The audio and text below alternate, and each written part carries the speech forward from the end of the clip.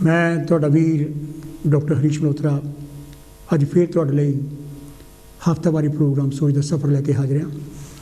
जिस तरह तुहानूं पता ही है कि मैं अपनी किताब तीसरी यानी कि किताब हैगी आ सुनहरा भविख विचों पहला एक लेख पढ़दा तो फिर उस लेख में जोड़े नुकते मैं उठाए होंगे यानी कि जां कुछ नुकत्यां बारे जिन्हां बारे नहीं मैं गल कीती हुंदी तुहाडे नाल टैलीफोन के राही संवाद रचाउण की कोशिश करदा।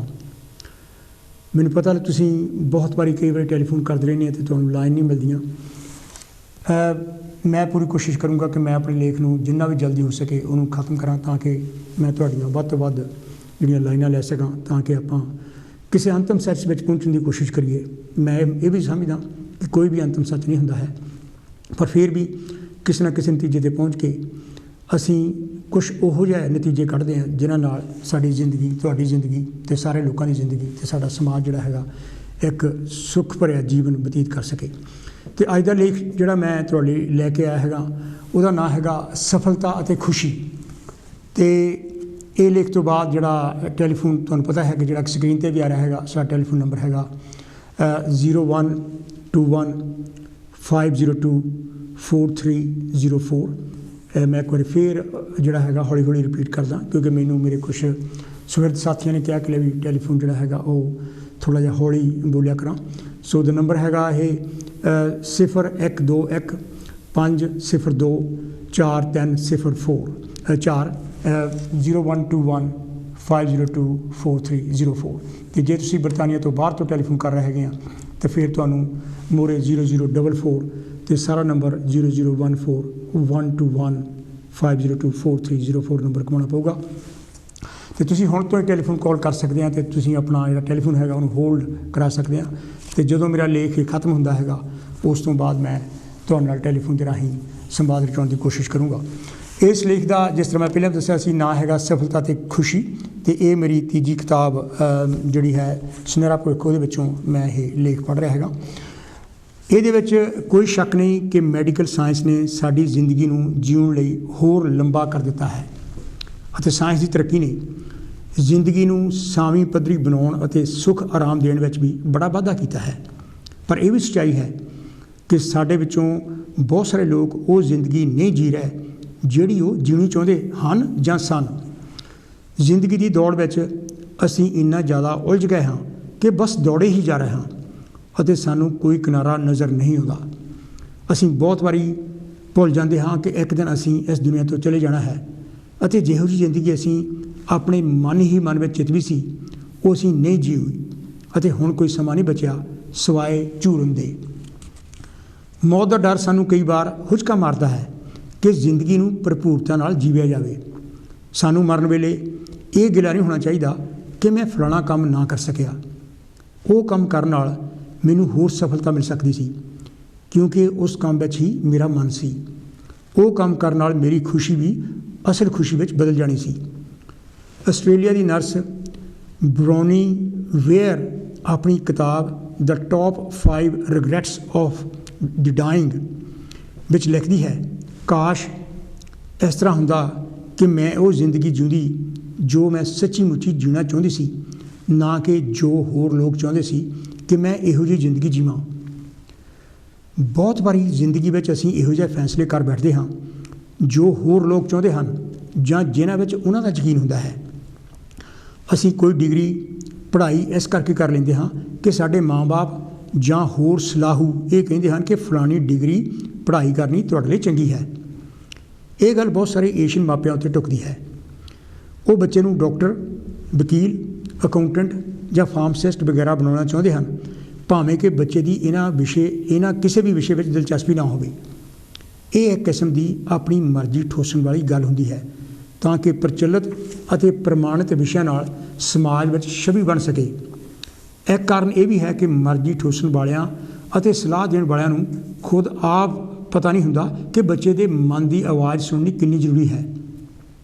ਇਹ ਜ਼ਿੰਦਗੀ ਉਸ ਬੱਚੇ ਦੀ ਹੈ ਨਾ ਕਿ ਮਾਂ ਬਾਪ ਜਾਂ ਕਿਸੇ ਹੋਰ ਸਲਾਹ ਦੇਣ ਵਾਲੇ ਦੀ।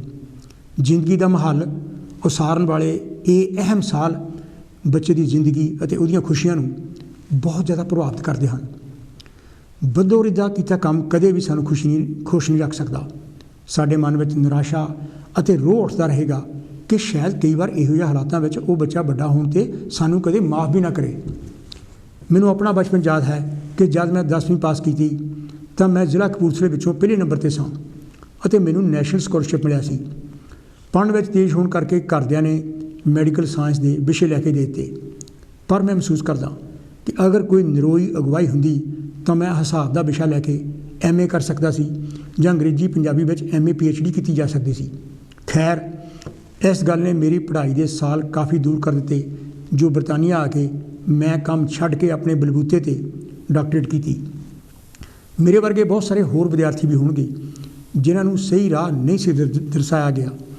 ਅਸੀਂ ਕਈ ਵਾਰ ਇਹੋ ਜਿਹੀਆਂ ਨੌਕਰੀਆਂ ਵੀ ਕਰ ਲੈਂਦੇ ਹਾਂ ਕਿ ਆਪਣੇ ਆਪ ਨੂੰ ਅਤੇ ਪਰਿਵਾਰ ਨੂੰ ਪਾਲਣ ਲਈ ਪੈਸੇ ਦੀ ਲੋੜ ਹੁੰਦੀ ਹੈ, ਭਾਵੇਂ ਕਿ ਸਾਡਾ ਮਨ ਉਹ ਨੌਕਰੀ ਨੂੰ ਕਰਨ ਨੂੰ ਨਾ ਵੀ ਮੰਨਦਾ ਹੋਵੇ। ਅਸੀਂ ਆਪਣੇ ਸੁਪਨਿਆਂ ਦਾ ਕਤਲ ਕਰ ਦਿੰਦੇ ਹਾਂ ਅਤੇ ਪਛਤਾਵੇ ਵਿੱਚ ਸਮਾਂ ਗੁਜ਼ਾਰ ਦਿੰਦੇ ਹਾਂ। ਕਈ ਵਾਰ ਸੁਪਨਿਆਂ ਨੂੰ ਪੂਰਾ ਕਰਨ ਲਈ ਇਸ ਕਰਕੇ ਵੀ ਤਰੱਦਦ ਨਹੀਂ ਕੀਤਾ ਜਾਂਦਾ ਕਿ ਸਾਨੂੰ ਕਿਸੇ ਨੇ ਇਹ ਜ਼ੋਰ ਦੇ ਕੇ ਕਿਹਾ ਸੀ ਕਿ ਮੇਰੇ ਸੁਪਨੇ ਮੂਰਖਾਂ ਵਾਲੇ ਹਨ ਅਤੇ ਉਹ ਕਦੇ ਵੀ ਪੂਰੇ ਨਹੀਂ ਹੋ ਸਕਦੇ।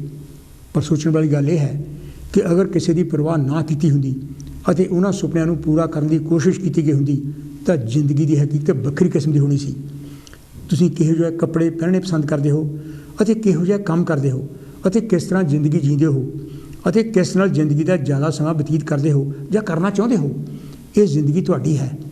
ਸੋਚਣ ਵਾਲੀ ਗੱਲ ਇਹ ਹੈ ਕਿ ਅਗਰ ਕਿਸੇ ਦੀ ਪਰਵਾਹ ਨਾ ਕੀਤੀ ਹੁੰਦੀ ਤਾਂ ਜ਼ਿੰਦਗੀ ਕਿਹੋ ਜਿਹੀ ਹੁੰਦੀ। ਪੜ੍ਹਨ, ਸੁਣ, ਦੇਖਣ 'ਚ ਅਤੇ ਤਜਰਬਾ ਇਹ ਦੱਸਦਾ ਹੈ ਕਿ ਜਿੰਨਾ ਜ਼ਿੰਦਗੀ ਦੇ ਨਜ਼ਦੀਕ ਹੋ ਕੇ ਅਸੀਂ ਇਹਨੂੰ ਜੀਏ ਓਨੀ ਹੀ ਜ਼ਿਆਦਾ ਖੁਸ਼ੀ ਸਾਨੂੰ ਮਿਲਦੀ ਹੈ। ਇਹਦੇ ਵਿੱਚ ਕੋਈ ਸ਼ੱਕ ਨਹੀਂ ਕਿ ਸਾਡੀ ਜ਼ਿੰਦਗੀ 'ਤੇ ਕਈ ਤਰ੍ਹਾਂ ਦੀਆਂ ਸਮਾਜਿਕ ਅਤੇ ਨੈਤਿਕ ਪਾਬੰਦੀਆਂ ਹਨ, ਪਰ ਜਿਸ ਤਰ੍ਹਾਂ ਅਸੀਂ ਜ਼ਿੰਦਗੀ ਜੀਣੀ ਚਾਹੁੰਦੇ ਹਾਂ, ਜਿੰਨਾ ਵੀ ਉਹਦੇ ਕੋਲ ਹੋ ਕੇ ਅਸੀਂ ਆਪਣਾ ਸਮਾਂ ਬਿਤਾ ਸਕੀਏ, ਸਾਡੀ ਖੁਸ਼ੀ ਵਿੱਚ ਵਾਧਾ ਹੁੰਦਾ ਹੈ। ਅਸੀਂ ਕਈ ਵਾਰ ਸੋਚਦੇ ਹਾਂ, ਕਾਸ਼ ਮੈਂ ਇੰਨਾ ਜ਼ਿਆਦਾ ਸਖਤ ਕੰਮ ਨਾ ਕੀਤਾ ਹੁੰਦਾ। ਅਸੀਂ ਆਪਣੀ ਜ਼ਿੰਦਗੀ ਵਿੱਚ 40, 60, 80 ਘੰਟੇ ਅਤੇ ਕਈ ਵਾਰ 7 ਦਿਨ ਇੱਕ ਤੋਂ ਜ਼ਿਆਦਾ ਨੌਕਰੀਆਂ ਕਰਕੇ ਪੈਸਾ ਕਮਾਉਣ ਲਈ ਭੰਬੀਰੀ ਵਾਂਗ ਘੁੰਮਦੇ ਰਹੇ ਹਾਂ। ਉਸ ਵੇਲੇ ਸ਼ਾਇਦ ਸਾਨੂੰ ਲੱਗਦਾ ਸੀ ਕਿ ਮੈਨੂੰ ਇਹ ਕੰਮ ਕਰਨੇ ਜ਼ਰੂਰੀ ਸਨ। ਨਾ ਤਾਂ ਅਸੀਂ ਆਪਣੀ ਸਿਹਤ ਬਾਰੇ ਫਿਕਰਮੰਦ ਸਾਂ ਅਤੇ ਨਾ ਹੀ ਇਸ ਗੱਲ ਬਾਰੇ ਕਿ ਆਪਣੀ ਪਤਨੀ, ਬੱਚਿਆਂ ਅਤੇ ਮਾਂ-ਬਾਪ ਨਾਲ ਕਿੰਨਾ ਕੁ ਸਮਾਂ ਬਿਤਾਉਣਾ ਚਾਹੀਦਾ ਸੀ। ਕੰਮ ਹੀ ਸਾਡੀ ਜ਼ਿੰਦਗੀ ਦੁਆਲੇ 24 ਘੰਟੇ ਗੇੜਾ ਕੱਢੀ ਜਾਂਦਾ ਸੀ। ਹੁਣ ਜਦ ਉਮਰ 60ਵਿਆਂ ਦੇ ਗੇੜ ਵਿੱਚ ਚਲੀ ਗਈ ਤਾਂ ਉਸ ਸਖਤ ਮਿਹਨਤ ਨੇ ਸਰੀਰ ਨੂੰ ਕਈ ਪਾਸਿਆਂ ਤੋਂ ਆ ਘੇਰਿਆ ਹੈ। ਉਹ ਪੈਸੇ ਲਈ ਆਪਣੀ ਸਿਹਤ ਨੂੰ ਕਈ ਤਰ੍ਹਾਂ ਦੇ ਰੋਗ ਲਵਾ ਲਏ ਹਨ। ਸਰੀਰ ਨੂੰ ਬਣਦਾ ਆਰਾਮ ਨਾ ਦੇ ਕੇ ਕਈ ਅਲਾਮਤਾਂ ਸਹੇੜ ਲਈਆਂ ਹਨ। ਇੱਕ ਵਧੀਆ ਜ਼ਿੰਦਗੀ ਜੀਉਣ ਦਾ ਸਮਾਂ ਅਜਾਈਂ ਗੁਆਚ ਗਿਆ ਹੈ। ਬੱਚਿਆਂ ਅਤੇ ਜੀਵਨ ਸਾਥੀ ਨਾਲ ਸਮਾਂ ਨਾ ਬਿਤਾ ਸਕਣ ਕਾਰਨ ਰਿਸ਼ਤਿਆਂ ਵਿੱਚ ਤਿੜਾਂ ਆ ਗਈਆਂ ਹਨ। ਇਹਨਾਂ ਤਿੜਾਂ ਕਰਕੇ ਸਰੀਰਕ ਅਤੇ ਮਾਨਸਿਕ ਪਰੇਸ਼ਾਨੀਆਂ ਨੇ ਆ ਘੇਰਿਆ ਹੈ। ਜ਼ਮੀਨਾਂ, ਜਾਇਦਾਦਾਂ, ਕੋਠੀਆਂ ਖਰੀਦਣ ਦੇ ਚੱਕਰਾਂ ਨੇ ਸਰੀਰ ਦਾ ਬੁਰਾ ਹਾਲ ਕਰ ਮਾਰਿਆ ਅਤੇ ਇਹ ਸਾਰਾ ਧਨ ਦੌਲਤ ਹੁੰਦਿਆਂ ਵੀ ਇਨਸਾਨ ਉਹਨਾਂ ਨੂੰ ਮਾਣ ਨਹੀਂ ਸਕਦਾ। ਇਹਨਾਂ ਜ਼ਮੀਨਾਂ, ਜਾਇਦਾਦਾਂ ਅਤੇ ਧਨ ਦੌਲਤ ਕਰਕੇ ਕਈ ਤਰ੍ਹਾਂ ਦੇ ਝਗੜਿਆਂ ਨੇ ਮਾਨਸਿਕ ਪਰੇਸ਼ਾਨੀਆਂ ਵਿੱਚ ਵਾਧਾ ਕਰ ਦਿੱਤਾ ਹੈ। ਜਿਨ੍ਹਾਂ ਰਿਸ਼ਤੇਦਾਰਾਂ ਲਈ ਇੰਨਾ ਕੁਝ ਕੀਤਾ ਸੀ ਉਹਨਾਂ ਨੂੰ ਕਿਸੇ ਗੱਲ ਦਾ ਅਹਿਸਾਸ ਨਹੀਂ ਅਤੇ ਕਈ ਵਾਰ ਤਾਂ ਇਹ ਵੀ ਸੁਣਨਾ ਪੈਂਦਾ ਹੈ ਕਿ ਤੈਨੂੰ ਅਕਲ ਚਾਹੀਦੀ ਸੀ, ਇੰਨਾ ਟੁੱਟ ਕੇ ਮਰਨ ਦੀ ਭਲਾ ਕੀ ਲੋੜ ਸੀ। ਨਾ ਤਾਂ ਜਵਾਨੀ ਵੇਲੇ ਜ਼ਿੰਦਗੀ ਦਾ ਲੁਤਫ ਲਿਆ ਜਾ ਸਕਿਆ ਅਤੇ ਨਾ ਹੀ ਹੁਣ ਢਲਦੀ ਉਮਰ ਵਿੱਚ ਕੋਈ ਸੁੱਖ ਆਰਾਮ ਮਿਲ ਸਕਿਆ, ਕਿਉਂਕਿ ਸਰੀਰਕ ਅਤੇ ਮਾਨਸਿਕ ਸਿਹਤ ਕਈ ਅਲਾਮਤਾਂ ਕਰਕੇ ਇਜਾਜ਼ਤ ਨਹੀਂ ਦਿੰਦੀ। ਇਨਸਾਨ ਆਪਣੇ ਮੱਥੇ 'ਤੇ ਹੱਥ ਮਾਰ ਕੇ ਕਹਿੰਦਾ, ਕਾਸ਼ ਮੈਂ ਜ਼ਿੰਦਗੀ ਦੀ ਖੁਸ਼ੀ ਨੂੰ ਮਾਣਿਆ ਹੁੰਦਾ ਅਤੇ ਇੰਨੀ ਸਖਤ ਮਿਹਨਤ ਨਾ ਕੀਤੀ ਹੁੰਦੀ। ਪਰ ਹੁਣ ਸਿਰਫ ਪੱਲੇ ਪਛਤਾਵਾ ਹੀ ਰਹਿ ਜਾਂਦਾ ਹੈ। ਇਹ ਕਹਾਣੀ ਇਕੱਲੇ ਦੁਕੱਲੇ ਇਨਸਾਨ ਦੀ ਨਹੀਂ, ਸਗੋਂ ਬਹੁਤ ਸਾਰੇ ਲੋਕਾਂ ਦੀ ਹੈ ਕਿ ਅਸੀਂ ਝੂਠੀ ਸ਼ਾਨ, ਝੂਠੀ ਮਾਣ ਮਰਿਆਦਾ, ਅਗਲੇ ਪਿਛਲੇ ਜਨਮਾਂ ਦੇ ਕਰਮ ਕਾਂਡਾਂ ਅਤੇ ਝੂਠੀ ਸ਼ੋਹਰਤ ਵਿੱਚ ਆਪਣੇ ਸਰੀਰ ਦਾ ਕਿਵੇਂ ਸ਼ੋਸ਼ਣ ਕੀਤਾ ਹੈ। ਆਪਣੇ ਆਪ ਨੂੰ ਝੂਠੀਆਂ ਤਸੱਲੀਆਂ ਦੇ ਕੇ ਭਾਵੇਂ ਅਸੀਂ ਲੋਕਾਂ ਨਾਲ ਗੱਲਾਂ ਕਰਦੇ ਰਹੀਏ, ਪਰ ਸਾਡਾ ਮਨ ਰੋਂਦਾ ਹੈ ਕਿ ਜ਼ਿੰਦਗੀ ਨੂੰ ਹੋਰ ਵਧੀਆ ਤਰੀਕੇ ਨਾਲ ਜੀਆ ਜਾ ਸਕਦਾ ਸੀ। ਬਰੋਨੀ ਵੇਅਰ ਦਾ ਕਹਿਣਾ ਹੈ ਕਿ ਉਹਨੇ ਜਿੰਨੇ ਵੀ ਮਰੀਜ਼ਾਂ ਨਾਲ ਗੱਲਬਾਤ ਕੀਤੀ ਹੈ ਉਹਨਾਂ ਵਿੱਚੋਂ ਹਰ ਇੱਕ ਨੇ ਇਹ ਹੀ ਕਿਹਾ, ਕਾਸ਼ ਮੈਂ ਇੰਨੀ ਜ਼ਿਆਦਾ ਸਖਤ ਮਿਹਨਤ ਨਾ ਕੀਤੀ ਹੁੰਦੀ। ਕੀ ਇਹ ਸਖਤ ਮਿਹਨਤ ਨੇ ਸਾਨੂੰ ਖੁਸ਼ੀ ਦਿੱਤੀ ਹੈ? ਇਹ ਗੱਲ ਇਮਾਨਦਾਰੀ ਨਾਲ ਸੋਚਣ ਵਾਲੀ ਹੈ। ਨਾਲ ਇਹ ਵੀ ਕਿ ਜ਼ਰੂਰੀ ਕੀ ਸੀ ਇੰਨਾ ਜ਼ਿਆਦਾ ਕੰਮ ਕਰਨਾ ਜਾਂ ਜੀਉਣ ਦਾ ਇੱਕ ਵੱਖਰਾ ਅੰਦਾਜ਼। ਥੋੜ੍ਹੀ ਜਿਹੀ ਤਬਦੀਲੀ ਨਾਲ ਜ਼ਿੰਦਗੀ ਨੂੰ ਸਾਮੀ ਪੱਧਰੀ ਅਤੇ ਖੁਸ਼ੀਆਂ ਖੇੜਿਆਂ ਨਾਲ ਭਰਪੂਰ ਬਣਾਇਆ ਜਾ ਸਕਦਾ ਸੀ। ਇਸ ਸਾਰੇ ਕਾਸੇ ਦੇ ਦੋਸ਼ੀ ਅਸੀਂ ਆਪ ਹਾਂ। ਅਸੀਂ ਇਹ ਵੀ ਸੁਣਦੇ ਹਾਂ ਕਿ ਕਾਸ਼ ਮੇਰੇ ਵਿੱਚ ਆਪਣੀਆਂ ਭਾਵਨਾਵਾਂ ਇਜ਼ਹਾਰ ਕਰਨ ਦਾ ਹੌਸਲਾ ਹੁੰਦਾ। ਅਸੀਂ ਕਈ ਵਾਰ ਚੁੱਪ ਕਰ ਰਹਿੰਦੇ ਹਾਂ ਕਿ ਅਗਰ ਮੈਂ ਸੱਚ ਬੋਲ ਦਿੱਤਾ ਕਿ ਮੈਂ ਕਿਵੇਂ ਮਹਿਸੂਸ ਕਰਦਾ ਤਾਂ ਸ਼ਾਂਤੀ ਭੰਗ ਹੋ ਜਾਵੇਗੀ। ਸਾਨੂੰ ਇਹ ਵੀ ਕਿਹਾ ਜਾਂਦਾ ਹੈ ਕਿ ਇਸ ਗੱਲ ਬਾਰੇ ਇੰਨਾ ਜ਼ਿਆਦਾ ਭਾਵਨਾਤਮਕ ਨਹੀਂ ਹੋਣਾ ਚਾਹੀਦਾ ਜਾਂ ਆਪਣੀਆਂ ਭਾਵਨਾਵਾਂ ਨੂੰ ਆਪਣੇ 'ਤੇ ਹਾਵੀ ਨਾ ਹੋਣ ਦਿਓ। ਪਰ ਇਮਾਨਦਾਰੀ ਵਾਲੀ ਗੱਲ ਇਹ ਹੈ ਕਿ ਭਾਵਨਾਵਾਂ ਸਾਡਾ ਆਪਣਾ ਜਾਤੀ ਸੱਚ ਹੈ। ਅਸੀਂ ਕਿਸੇ ਗੱਲ ਬਾਰੇ ਕਿਵੇਂ ਮਹਿਸੂਸ ਕਰਦੇ ਹਾਂ ਉਹ ਸਾਡਾ ਆਪਣਾ ਸੱਚ ਹੈ। ਸਾਡੇ ਇਸ ਨਜ਼ਰੀਏ ਬਾਰੇ ਹੋਰਾਂ ਦਾ ਕੀ ਪ੍ਰਤੀਕਰਮ ਹੈ ਉਹ ਮੇਰੇ ਵੱਸ ਵਿੱਚ ਨਹੀਂ ਹੈ, ਪਰ ਕਿਸੇ ਗੱਲ ਬਾਰੇ ਮੇਰਾ ਪ੍ਰਤੀਕਰਮ ਕੀ ਹੈ ਉਹ ਮੇਰੇ ਵੱਸ ਵਿੱਚ ਹੈ। ਇਹਦਾ ਮਤਲਬ ਇਹ ਵੀ ਨਹੀਂ ਕਿ ਤੁਸੀਂ ਭਾਵਨਾਵਾਂ ਦੇ ਵਹਿਣ ਵਿੱਚ ਹਰ ਕਿਸੇ ਨਾਲ ਮਿਲਣ 'ਤੇ ਰੋਣਾ ਸ਼ੁਰੂ ਕਰ ਦਿਓ ਜਾਂ ਕਿਸੇ ਅਹਿਮ ਇਕੱਠ ਵਿੱਚ ਧਾਹਾਂ ਮਾਰਨੀਆਂ ਸ਼ੁਰੂ ਕਰ ਦਿਓ। ਪਰ ਜੇਕਰ ਇਹਨਾਂ ਪ੍ਰਬਲ ਭਾਵਨਾਵਾਂ ਨੂੰ ਹਾਂ ਪੱਖੀ ਰੂਪ ਵਿੱਚ ਢਾਲ ਕੇ ਕੋਈ ਨਿਰੋਈ ਤਬਦੀਲੀ ਲਿਆਂਦੀ ਜਾ ਸਕੇ ਤਾਂ ਇਸ ਗੱਲ ਦਾ ਸਾਡੀ ਜ਼ਿੰਦਗੀ 'ਤੇ ਹਾਂ ਪੱਖੀ ਪ੍ਰਭਾਵ ਪਵੇਗਾ। ਕਿਸੇ ਨਾਲ ਹੋ ਰਿਹਾ ਧੱਕਾ, ਬੇਇਨਸਾਫੀ ਜਾਂ ਜ਼ੁਲਮ ਨੂੰ ਭਾਵਨਾਵਾਂ ਦੀ ਚਾਸ਼ਨੀ ਵਿੱਚ ਡੋਬ ਕੇ ਕਿਸੇ ਦੀ ਜ਼ਿੰਦਗੀ ਦੇ ਵਹਾਅ ਨੂੰ ਬਦਲਿਆ ਜਾ ਸਕਦਾ ਹੈ ਜਾਂ ਕਿਸੇ ਤੇ ਹੋ ਰਹੇ ਧੱਕਿਆਂ ਬਾਰੇ ਸਮਝਾਇਆ ਜਾ ਸਕਦਾ ਹੈ ਕਿ ਸਾਡੀ ਨੈਤਿਕਤਾ ਕਿੱਥੇ ਖੜ੍ਹਦੀ ਹੈ। ਦੁਨੀਆ ਦੀਆਂ ਮਹਾਨ ਹਸਤੀਆਂ ਦੀਆਂ ਸੂਖਮ ਭਾਵਨਾਵਾਂ ਅਤੇ ਅਹਿਸਾਸ ਸਨ ਜਿਨ੍ਹਾਂ ਕਰਕੇ ਉਹਨਾਂ ਆਪਣੀਆਂ ਜ਼ਿੰਦਗੀਆਂ ਕੁਰਬਾਨ ਕਰ ਦਿੱਤੀਆਂ ਅਤੇ ਕਈ ਤਰ੍ਹਾਂ ਦੇ ਜ਼ੁਲਮ ਸਹਾਰੇ ਤਾਂ ਕਿ ਦੁਨੀਆ ਦੇ ਲੋਕਾਂ ਦਾ ਭਲਾ ਹੋ ਸਕੇ ਅਤੇ ਉਹ ਖੁਸ਼ਹਾਲ, ਨਰੋਇਆ ਅਤੇ ਤੰਦਰੁਸਤ ਜੀ ਕੇ ਭਰਪੂਰ ਖੁਸ਼ੀਆਂ ਦਾ ਆਨੰਦ ਮਾਣ ਸਕਣ। ਉਹਨਾਂ ਦਾ ਆਪਣਾ ਸਵਾਰਥ ਨਾ ਹੋ ਕੇ ਉਹਨਾਂ ਦੇ ਮਨਾਂ ਵਿੱਚੋਂ ਲੁਕਾਈ ਲਈ ਦਰਦ ਸੀ ਅਤੇ ਉਸ ਦਰਦ ਨੂੰ ਉਹਨਾਂ ਆਪਣੇ ਕੰਮਾਂ, ਉਪਦੇਸ਼ਾਂ ਅਤੇ ਲਿਖਤਾਂ ਰਾਹੀਂ ਲੋਕਾਂ ਤੱਕ ਪਹੁੰਚਾਇਆ ਕਿ ਧੱਕਾ ਕਰਨ ਵਾਲਿਆਂ ਦਾ ਵਿਰੋਧ ਕੀਤਾ ਜਾਵੇ। ਇਹ ਉਹਨਾਂ ਮਹਾਨ ਲੋਕਾਂ ਦੀਆਂ ਹੀ ਘਟਨਾ ਹਨ ਕਿ ਅਸੀਂ ਦਿਨੋਂ ਦਿਨ ਚੰਗੀ ਜ਼ਿੰਦਗੀ ਮਾਣ ਰਹੇ ਹਾਂ। ਇਸੇ ਕਰਕੇ ਬਹੁਤ ਜ਼ਰੂਰੀ ਹੈ ਕਿ ਅਸੀਂ ਆਪਣੀ ਗੱਲ ਨੂੰ ਦਬਾ ਕੇ ਨਾ ਰੱਖੀਏ। ਹੋ ਸਕਦਾ ਹੈ ਕਿ ਬਾਅਦ ਵਿੱਚ ਅਸੀਂ ਸਾਰੀ ਉਮਰ ਪਛਤਾਉਂਦੇ ਰਹੀਏ ਕਿ ਅਗਰ ਮੈਂ ਉਸ ਵਕਤ ਆਪਣੀਆਂ ਭਾਵਨਾਵਾਂ ਦਾ ਇਜ਼ਹਾਰ ਕੀਤਾ ਹੁੰਦਾ ਤਾਂ ਅਨਰਥ ਹੋਣੋਂ ਬਚਾਅ ਹੋ ਜਾਂਦਾ। ਢੁਕਵੇਂ ਸਮੇਂ 'ਤੇ ਸਹੀ ਕਹੀ ਗੱਲ ਕਈ ਤਰ੍ਹਾਂ ਦੀਆਂ ਬੇਇਨਸਾਫੀਆਂ ਨੂੰ ਰੋਕ ਸਕਦੀ ਹੈ ਅਤੇ ਫਿਰ ਸਾਨੂੰ ਇਸ ਗੱਲ ਦਾ ਸਾਰੀ ਉਮਰ ਦੁੱਖ ਵੀ ਨਹੀਂ ਰਹੇਗਾ ਕਿ ਮੈਂ ਚੁੱਪ ਕਿਉਂ ਰਿਹਾ। ਬਹੁਤ ਸਾਰੇ ਲੋਕਾਂ ਨੂੰ ਇਸ ਗੱਲ ਦਾ ਝੋਰਾ ਰਿਹਾ, ਕਾਸ਼ ਮੈਂ ਆਪਣੇ ਦੋਸਤਾਂ ਨਾਲ ਸੰਪਰਕ ਬਣਾਈ ਰੱਖਦਾ। ਜਦ ਅਸੀਂ ਆਪਣੇ ਕੰਮਾਂ ਕਾਰਾਂ ਵਿੱਚ ਹੀ ਇੰਨੇ ਜ਼ਿਆਦਾ ਮਸਰੂਫ ਹੋ ਜਾਂਦੇ ਹਾਂ ਅਤੇ ਆਪਣੇ ਦੋਸਤਾਂ ਨਾਲ ਸੰਪਰਕ ਤੋੜ ਬੈਠਦੇ ਹਾਂ। ਪਰ ਦੇਖਣ ਵਿੱਚ ਆਇਆ ਹੈ ਕਿ ਦੋਸਤਾਂ ਨਾਲ ਮੇਲ ਜੋਲ ਜ਼ਿੰਦਗੀ ਨੂੰ ਇੱਕ ਮਤਲਬ ਦਿੰਦਾ ਹੈ। ਇਹ ਭਾਵੇਂ ਸਾਨੂੰ ਕੰਮ ਵਿੱਚ ਤਰੱਕੀਆਂ ਤਾਂ ਨਾ ਦੇਵੇ ਅਤੇ ਨਾ ਹੀ ਤਨਖਾਹ ਵਿੱਚ ਵਾਧਾ ਕਰੇ, ਪਰ ਸਾਡੀ ਖੁਸ਼ੀ, ਸਰੀਰਕ ਅਤੇ ਮਾਨਸਿਕ ਸਿਹਤ ਲਈ ਬਹੁਤ ਜ਼ਰੂਰੀ ਹੈ। ਆਪਣੀਆਂ ਯਾਦਾਂ ਅਤੇ ਤਜਰਬਿਆਂ ਨੂੰ ਸਾਂਝਾ ਕਰਨ ਨਾਲ ਮਨ ਖੁਸ਼ ਹੁੰਦਾ ਹੈ ਅਤੇ ਅਸੀਂ ਭਰਿਆ ਮਹਿਸੂਸ ਕਰਦੇ ਹਾਂ। ਜ਼ਿੰਦਗੀ ਦਾ ਖਲਾਅ ਟੈਲੀਵਿਜ਼ਨ, ਫਿਲਮਾਂ ਅਤੇ ਵੀਡੀਓ ਗੇਮਸ ਨਹੀਂ ਪੂਰਾ ਕਰ ਸਕਦੀਆਂ। ਇਹਨਾਂ ਦੀ ਆਪਣੀ ਅਹਿਮੀਅਤ ਹੈ, ਪਰ ਮਿੱਤਰ ਪਿਆਰਾਂ ਨਾਲ ਮੇਲ ਜੋਲ ਦੁੱਖ ਸੁੱਖ ਸਾਂਝਾ ਕਰਨ ਵਿੱਚ ਮਦਦ ਕਰਦਾ ਹੈ। ਇਹ ਬਹੁਤ ਜ਼ਰੂਰੀ ਹੈ ਕਿ ਅਸੀਂ ਆਪਣੇ ਦੋਸਤਾਂ ਨੂੰ ਫੋਨ, ਚਿੱਠੀ ਜਾਂ ਟੈਕਸਟ ਕਰਦੇ ਰਹੀਏ ਕਿ ਅਸੀਂ ਉਹਨਾਂ ਬਾਰੇ ਸੋਚਦੇ ਹਾਂ ਅਤੇ ਉਹਨਾਂ ਨੂੰ ਯਾਦ ਵੀ ਕਰਦੇ ਹਾਂ। ਸਾਡਾ ਉਹਨਾਂ ਨਾਲ ਸੰਪਰਕ ਸਾਨੂੰ ਕਿਹੋ ਜਿਹਾ ਅਹਿਸਾਸ ਦਿੰਦਾ ਹੈ ਅਤੇ ਜਦ ਅਸੀਂ ਉਹਨਾਂ ਨਾਲ ਕਿਸੇ ਵੀ ਤਰੀਕੇ ਨਾਲ ਤਾਰ ਜੋੜਦੇ ਹਾਂ ਤਾਂ ਉਹਨਾਂ ਨੂੰ ਕਿਹੋ ਜਿਹਾ ਮਹਿਸੂਸ ਹੁੰਦਾ ਹੈ ਕਿ ਕੋਈ ਮੇਰੀ ਪਰਵਾਹ ਕਰਦਾ ਹੈ, ਕਿਸੇ ਨੂੰ ਮੇਰੀ ਚਿੰਤਾ ਹੈ। ਇਸ ਸਾਰੀ ਕਿਰਿਆ ਵਿੱਚ ਅਸੀਂ ਕੁਝ ਵੀ ਧਿਆਨ ਨਹੀਂ ਗੁਆਉਂਦੇ। ਸੰਪਰਕ ਨਾ ਰੱਖਣ ਨਾਲ ਕਈ ਤਰ੍ਹਾਂ ਦੇ ਸ਼ੰਕੇ, ਇਤਰਾਜ਼, ਗਿਲੇ ਪਨਪ ਸਕਦੇ ਹਨ ਅਤੇ ਅਗਰ ਅਸੀਂ ਮਿੱਤਰ ਪਿਆਰਿਆਂ ਨੂੰ ਸਦਾ ਲਈ ਗਵਾ ਬੈਠੀਏ ਤਾਂ ਅਸੀਂ ਸਾਰੀ ਉਮਰ ਪਛਤਾਉਂਦੇ ਰਹਾਂਗੇ ਕਿ ਮੈਂ ਨਿਰੰਤਰ ਸੰਪਰਕ ਕਿਉਂ ਨਾ ਬਣਾਈ ਰੱਖਿਆ। ਅਸੀਂ ਅਕਸਰ ਸੁਣਦੇ ਹਾਂ ਕਿ ਕਾਸ਼ ਮੈਂ ਆਪਣੇ ਆਪ ਨੂੰ ਖੁਸ਼ ਰੱਖ ਸਕਦਾ। ਇਹ ਸੱਚਾਈ ਹੈ ਕਿ ਚੰਗੀ ਕਾਰ, ਤੁਹਾਡੀ ਨੌਕਰੀ ਅਤੇ ਇੱਥੋਂ ਤੱਕ ਕਿ ਤੁਹਾਡਾ ਜੀਵਨ ਸਾਥੀ ਵੀ ਥੋੜ੍ਹੀ ਜਿਹੀ ਖੁਸ਼ੀ ਦੇ ਸਕਦੇ ਹਨ, ਪਰ ਅਸਲੀਅਤ ਇਹ ਹੈ ਕਿ ਖੁਸ਼ ਰਹਿਣਾ ਸਾਡੇ ਆਪਣੇ ਵੱਸ ਵਿੱਚ ਹੈ। ਇਹਦੀ ਚੋਣ ਅਸੀਂ ਆਪ ਕਰਦੇ ਹਾਂ। ਇਹ ਸਾਡਾ ਘਟਨਾਵਾਂ ਵੱਲ ਇੱਕ ਨਜ਼ਰੀਆ ਹੈ। ਕਿਸੇ ਅਚਾਨਕ ਵਾਰਦਾਤ ਨੂੰ ਅਸੀਂ ਇੱਕ ਪਛਾਣ ਲਿਜਾਣ ਵਾਲਾ ਵਰਤਾਰਾ ਵੀ ਸਮਝ ਸਕਦੇ ਹਾਂ ਜਾਂ ਇੱਕ ਜੱਦੋਜਹਿਦ ਦਾ ਨਾਂ ਦੇ ਸਕਦੇ ਹਾਂ ਕਿ ਮੈਂ ਇਹਦੇ ਨਾਲ 4 ਹੱਥ ਕਰਾਂਗਾ। ਉਦਾਹਰਨ ਦੇ ਤੌਰ 'ਤੇ ਅਗਰ ਕਿਸੇ ਕਾਰਨ ਕੋਈ ਦੇਰੀ ਕਰ ਬੈਠਦਾ ਹੈ ਜਾਂ ਅਸੀਂ ਇੰਤਜ਼ਾਰ ਕਰਦੇ ਹਾਂ ਅਤੇ ਇਹ ਇੰਤਜ਼ਾਰ ਮਿੱਥੇ ਜਾਂ ਦਿੱਤੇ ਸਮੇਂ ਤੋਂ ਜ਼ਿਆਦਾ ਹੋ ਗਈ ਹੈ, ਅਸੀਂ ਇਹਨੂੰ ਚਿੰਤਾ, ਫਿਕਰ ਜਾਂ ਗੁੱਸੇ ਵਿੱਚ ਲੈ ਕੇ ਆਪਣੇ ਆਪ ਵਿੱਚ ਉਬਲ ਸਕਦੇ ਹਾਂ। ਜਾਂ ਇਸ ਸਮੇਂ ਵੇਲੇ ਇਹ ਨਜ਼ਰੀਆ ਲਿਆ ਜਾ ਸਕਦਾ ਹੈ ਕਿ ਮੈਨੂੰ ਇਕੱਲੇ ਨੂੰ ਬੇਫਿਕਰੀ ਨਾਲ ਸਮਾਂ ਬਿਤਾਉਣ ਦਾ ਮੌਕਾ ਮਿਲ ਗਿਆ ਹੈ ਅਤੇ ਮੈਂ ਇਸ ਸਮੇਂ ਦਾ ਆਨੰਦ ਮਾਣ ਸਕਦਾ ਹਾਂ। ਕਿਸੇ ਨੂੰ ਇਸ ਕਰਕੇ ਅਸੀਂ ਨਫ਼ਰਤ ਕਰੀਏ ਜਾਂ ਫੂਕਾਂ ਮਾਰਦੇ ਫਿਰੀਏ ਕਿ ਉਹ ਇਨਸਾਨ ਉਹੋ ਜਿਹਾ ਨਹੀਂ ਹੈ ਜਿਹੋ ਜਿਹਾ ਮੈਂ ਚਾਹੁੰਦਾ ਹਾਂ ਕਿ ਉਹ ਹੋਵੇ। ਸਗੋਂ ਨਜ਼ਰੀਆ ਇਹ ਹੋਣਾ ਚਾਹੀਦਾ ਹੈ ਕਿ ਉਹ ਇਨਸਾਨ ਜਿਹੋ ਜਿਹਾ ਵੀ ਹੈ ਉਹਨੂੰ ਮੈਂ ਸਵੀਕਾਰਾਂ ਅਤੇ ਉਹਦੇ ਨਾਲ ਪਿਆਰ ਭਰਿਆ ਵਤੀਰਾ ਕਰਾਂ। ਸਾਨੂੰ ਆਪਣੇ ਤਜਰਬਿਆਂ, ਪੜ੍ਹਾਈ ਅਤੇ ਸਿਆਣਿਆਂ ਦੀਆਂ ਕੀਤੀਆਂ ਗਲਤੀਆਂ ਤੋਂ ਸਿੱਖਣਾ ਚਾਹੀਦਾ ਹੈ, ਨਾ ਕਿ ਉਹਨਾਂ ਗਲਤੀਆਂ ਨੂੰ ਦੁਹਰਾਇਆ ਜਾਵੇ। ਸਾਡੇ ਮਨ ਦੀ ਖੁਸ਼ੀ, ਸਾਡੀ ਸਫਲਤਾ ਅਤੇ ਇੱਥੋਂ ਤੱਕ ਕਿ ਜ਼ਿੰਦਗੀ ਦਾ ਹਰ ਪਹਿਲੂ ਇਸ ਗੱਲ 'ਤੇ ਨਿਰਭਰ ਕਰਦਾ ਹੈ ਕਿ ਅਸੀਂ ਆਪਣਾ ਨਜ਼ਰੀਆ ਕਿਹੋ ਜਿਹਾ ਰੱਖਿਆ ਹੈ। ਸਾਨੂੰ ਫੈਸਲਾ ਕਰਨਾ ਚਾਹੀਦਾ ਹੈ ਕਿ ਮੈਂ ਜ਼ਿੰਦਗੀ ਵੱਲ ਕਿਹੋ ਜਿਹਾ ਵਰਤਾਵ ਕਰਨਾ ਹੈ ਤਾਂ ਕਿ ਜ਼ਿੰਦਗੀ ਦੇ ਆਖਰੀ ਦਿਨਾਂ ਵਿੱਚ ਇਹ ਪਛਤਾਵਾ ਨਾ ਰਹੇ ਕਿ ਮੈਂ ਇਹਦੇ ਬਾਰੇ ਵੱਖਰੀ ਤਰ੍ਹਾਂ ਸੋਚ ਸਕਦਾ ਸੀ। ਸਫਲਤਾ ਨੂੰ ਘੋਖਦਿਆਂ ਇਹਦੇ ਕਈ ਪੱਖਾਂ ਬਾਰੇ ਜਾਣਿਆ ਜਾ ਸਕਦਾ ਹੈ।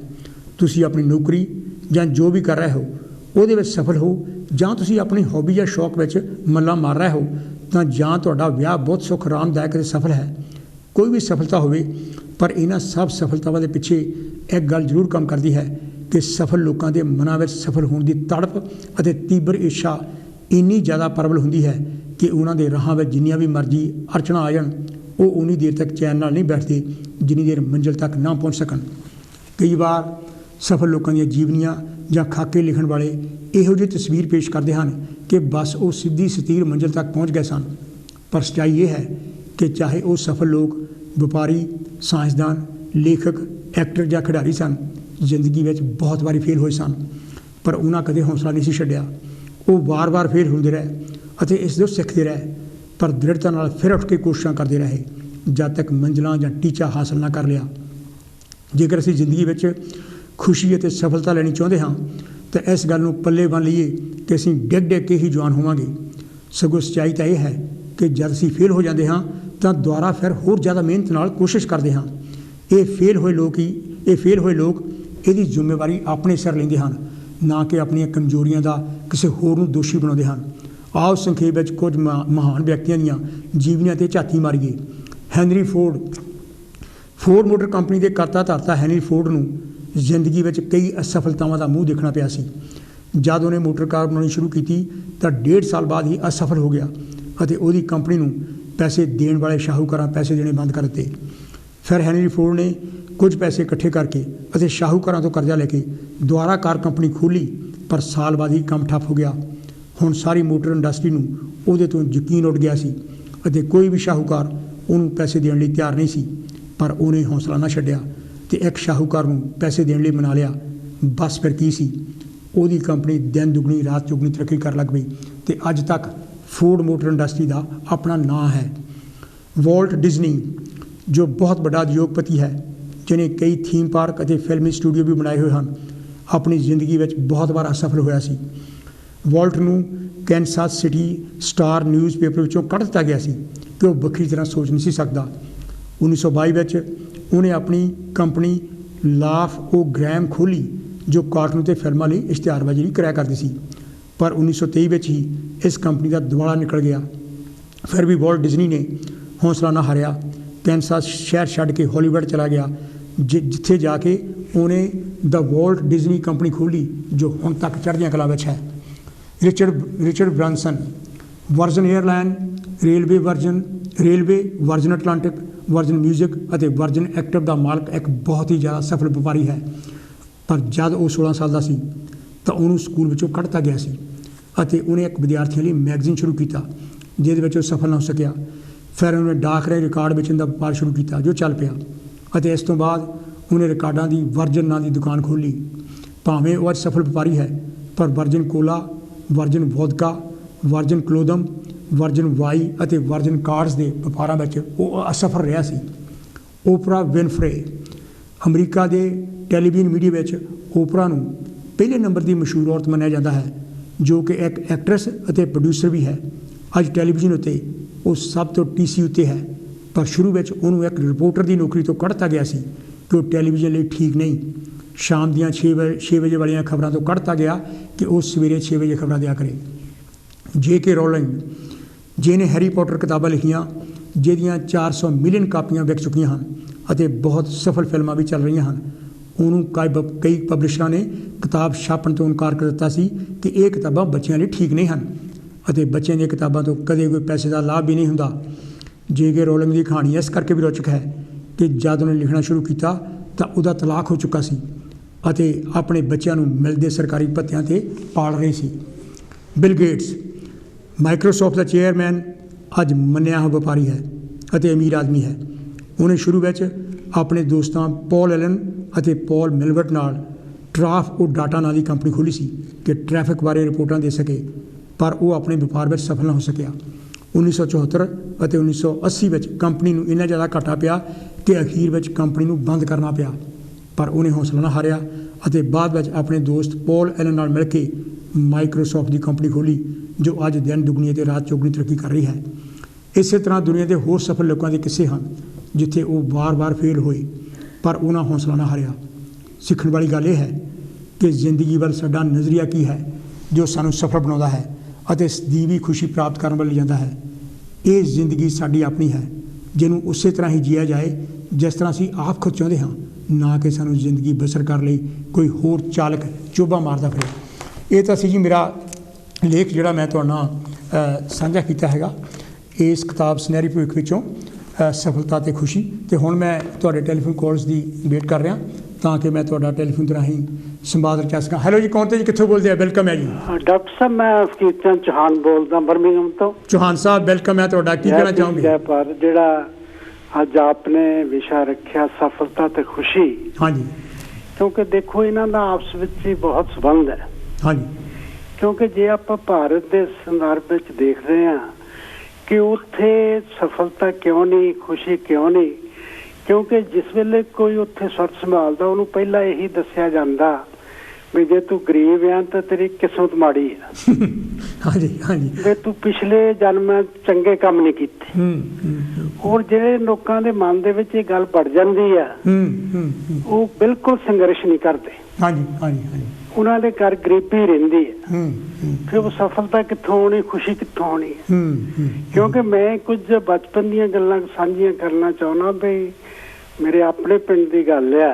ਹਾਂਜੀ, ਜਦ ਮੈਂ ਬਚਪਨ ਦੀ ਵਿੱਚ ਸੀ ਵੀ ਜਿਹੜੇ ਮਤਲਬ ਚੰਗੇ ਜਾਣੇ ਜਿਹੜੇ ਸੰਘਰਸ਼ ਕੀਤਾ ਉਹਨਾਂ ਵਿੱਚੋਂ ਮੇਰੇ ਪਿਤਾ ਜੀ ਸਨ। ਹਾਂਜੀ, ਹਾਂਜੀ, ਉਸ ਵੇਲੇ ਦੇਖੋ ਵੀ ਜਿਹੜੇ ਲੋਕ ਸਵੇਰ ਨੂੰ ਉੱਠਦੇ ਸਨ ਤਾਂ ਉਦੋਂ ਕੁੱਕੜ ਬਾਂਗ ਦਿਆ ਕਰਦੇ ਸਨ। ਬਿਲਕੁਲ, ਬਿਲਕੁਲ, ਬਿਲਕੁਲ, ਬਿਲਕੁਲ। ਉਦੋਂ ਵੱਡਾ ਤੜਕਾ ਹੁੰਦਾ ਸੀ। ਹਾਂਜੀ, ਹਾਂਜੀ, ਹਾਂਜੀ, ਹਾਂਜੀ। ਉਹ ਜਦ ਕੁੱਕੜ ਨੇ ਬਾਂਗ ਦੇਣੀ ਤਾਂ ਉਹਨੇ ਉਦੋਂ ਹੀ ਉੱਠ ਖੜਨਾ। ਉਹਨੇ ਉਹ ਯੋਜਨਾ ਬਣਾਈ ਹੁੰਦੀ ਸੀ ਵੀ ਮੈਂ ਕਿਹੜਾ ਕੰਮ ਕਰਨਾ। ਹਾਂਜੀ, ਹਾਂਜੀ, ਹਾਂਜੀ।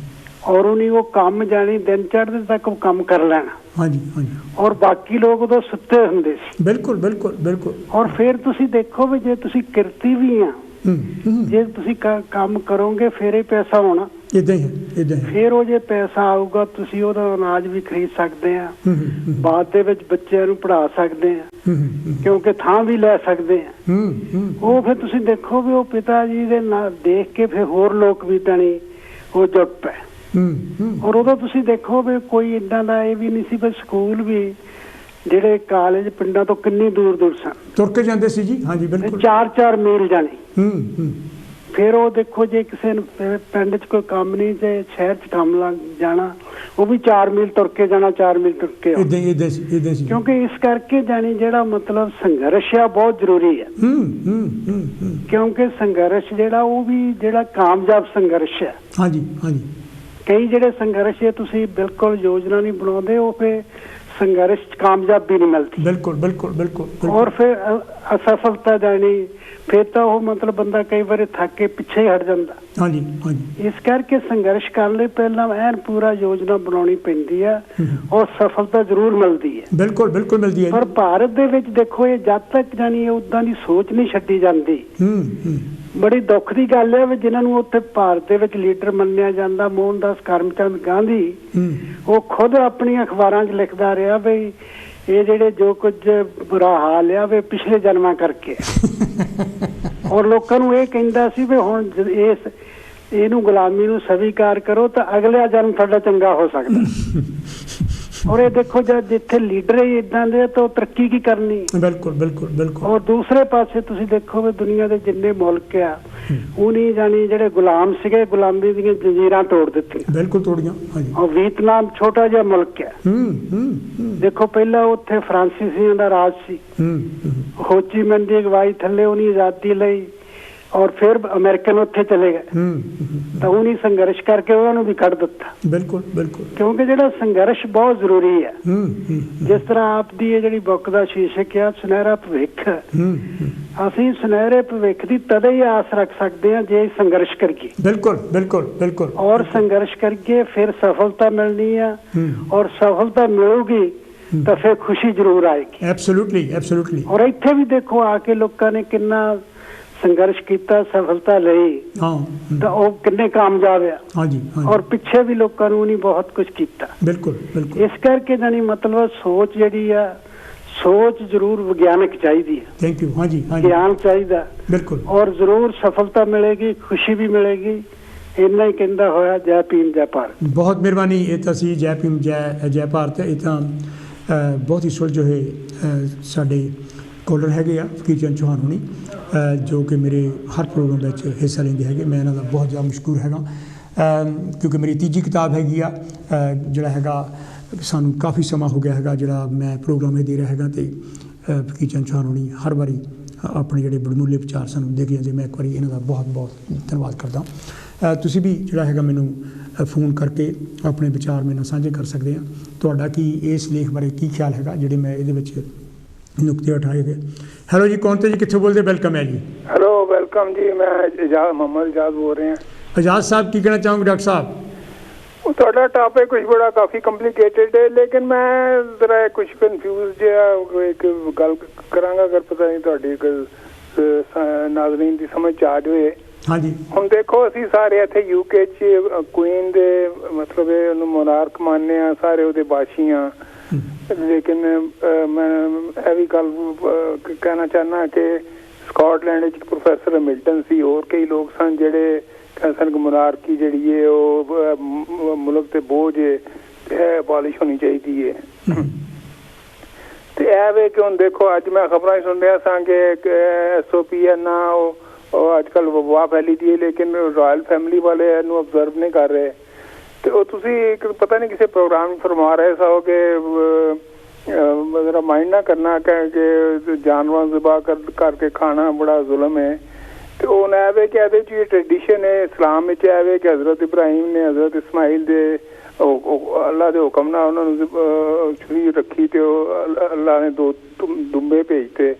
तो वो मतलब वो ट्रेडिशन के हिसाब न इस्लाम है वे कि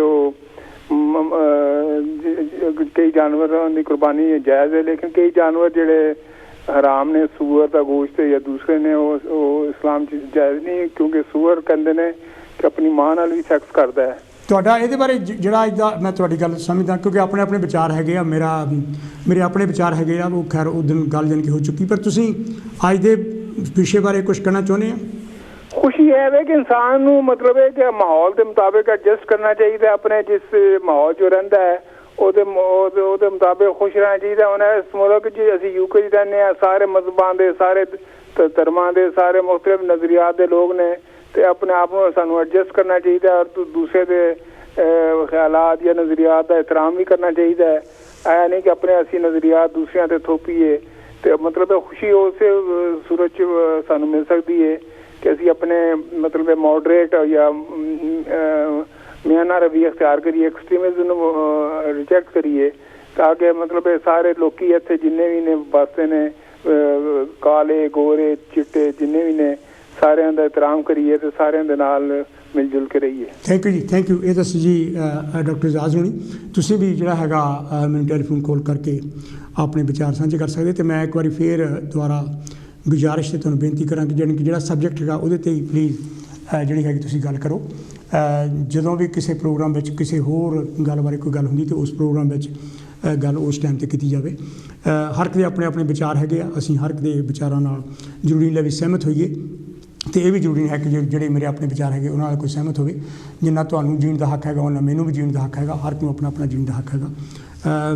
किसी का कोई की यकीन है उस चीज़ का इस सब्जैक्ट के कोई मतलब नहीं। अज यानी कि सब्जैक्ट है वो है सफलता तो खुशी, यानी कि जो जी सफलता असी कहने सानू मिल गई है वो की तुहानू खुशी मिलती है, यानी कि जिंदगी में जो असी अपना कोई करियर चूज़ करते हैं साडा यानी कि जिंदगी का पाथ की होना चाहिए, सानू किहो जी नौकरी करनी चाहिए है ਜਾਂ किहो जी पढ़ाई करनी चाहिए है, ਉਹਦੇ ਵਿੱਚ ਸਾਡਾ ਆਪਣਾ ਕਿੰਨਾ ਕੁ ਦਿਲਚਸਪੀ ਹੁੰਦੀ ਹੈਗੀ ਆ, ਸਾਨੂੰ ਕਿਹੋ ਜੀ ਅਗਵਾਈ ਜਾਣੀ ਕਿ ਉਸ ਟਾਈਮ 'ਤੇ ਮਿਲਦੀ ਹੈਗੀ ਆ, ਜਾਂ ਜਾਣੀ ਕਿ ਜਦੋਂ ਅਸੀਂ ਮਹਾਨ ਸ਼ਖਸੀਅਤਾਂ ਦੇ ਜਿਹੜੀਆਂ ਜੀਵਨੀਆਂ ਪੜ੍ਹਦੇ ਹੈਗੇ ਆ ਅਤੇ ਉਸ ਟਾਈਮ 'ਤੇ ਜਿਹੜਾ ਸਾਨੂੰ ਕੀ ਸਿੱਖਿਆ ਉਹਨਾਂ ਤੋਂ ਮਿਲਦੀ ਹੈ, ਲਈ ਕਿਹੋ ਜਿਹੀ ਜ਼ਿੰਦਗੀ ਉਹਨਾਂ ਨੇ ਜੀ ਸੀ ਅਤੇ ਕਿੱਦਾਂ ਉਹ ਜ਼ਿੰਦਗੀ ਵਿੱਚ ਸਫਲ ਹੋਏ ਸੀ ਅਤੇ ਕੀ ਉਹ ਅੱਜ ਵੀ ਖੁਸ਼ ਹੈਗੇ ਜਾਂ ਨਹੀਂ ਹੈਗੇ।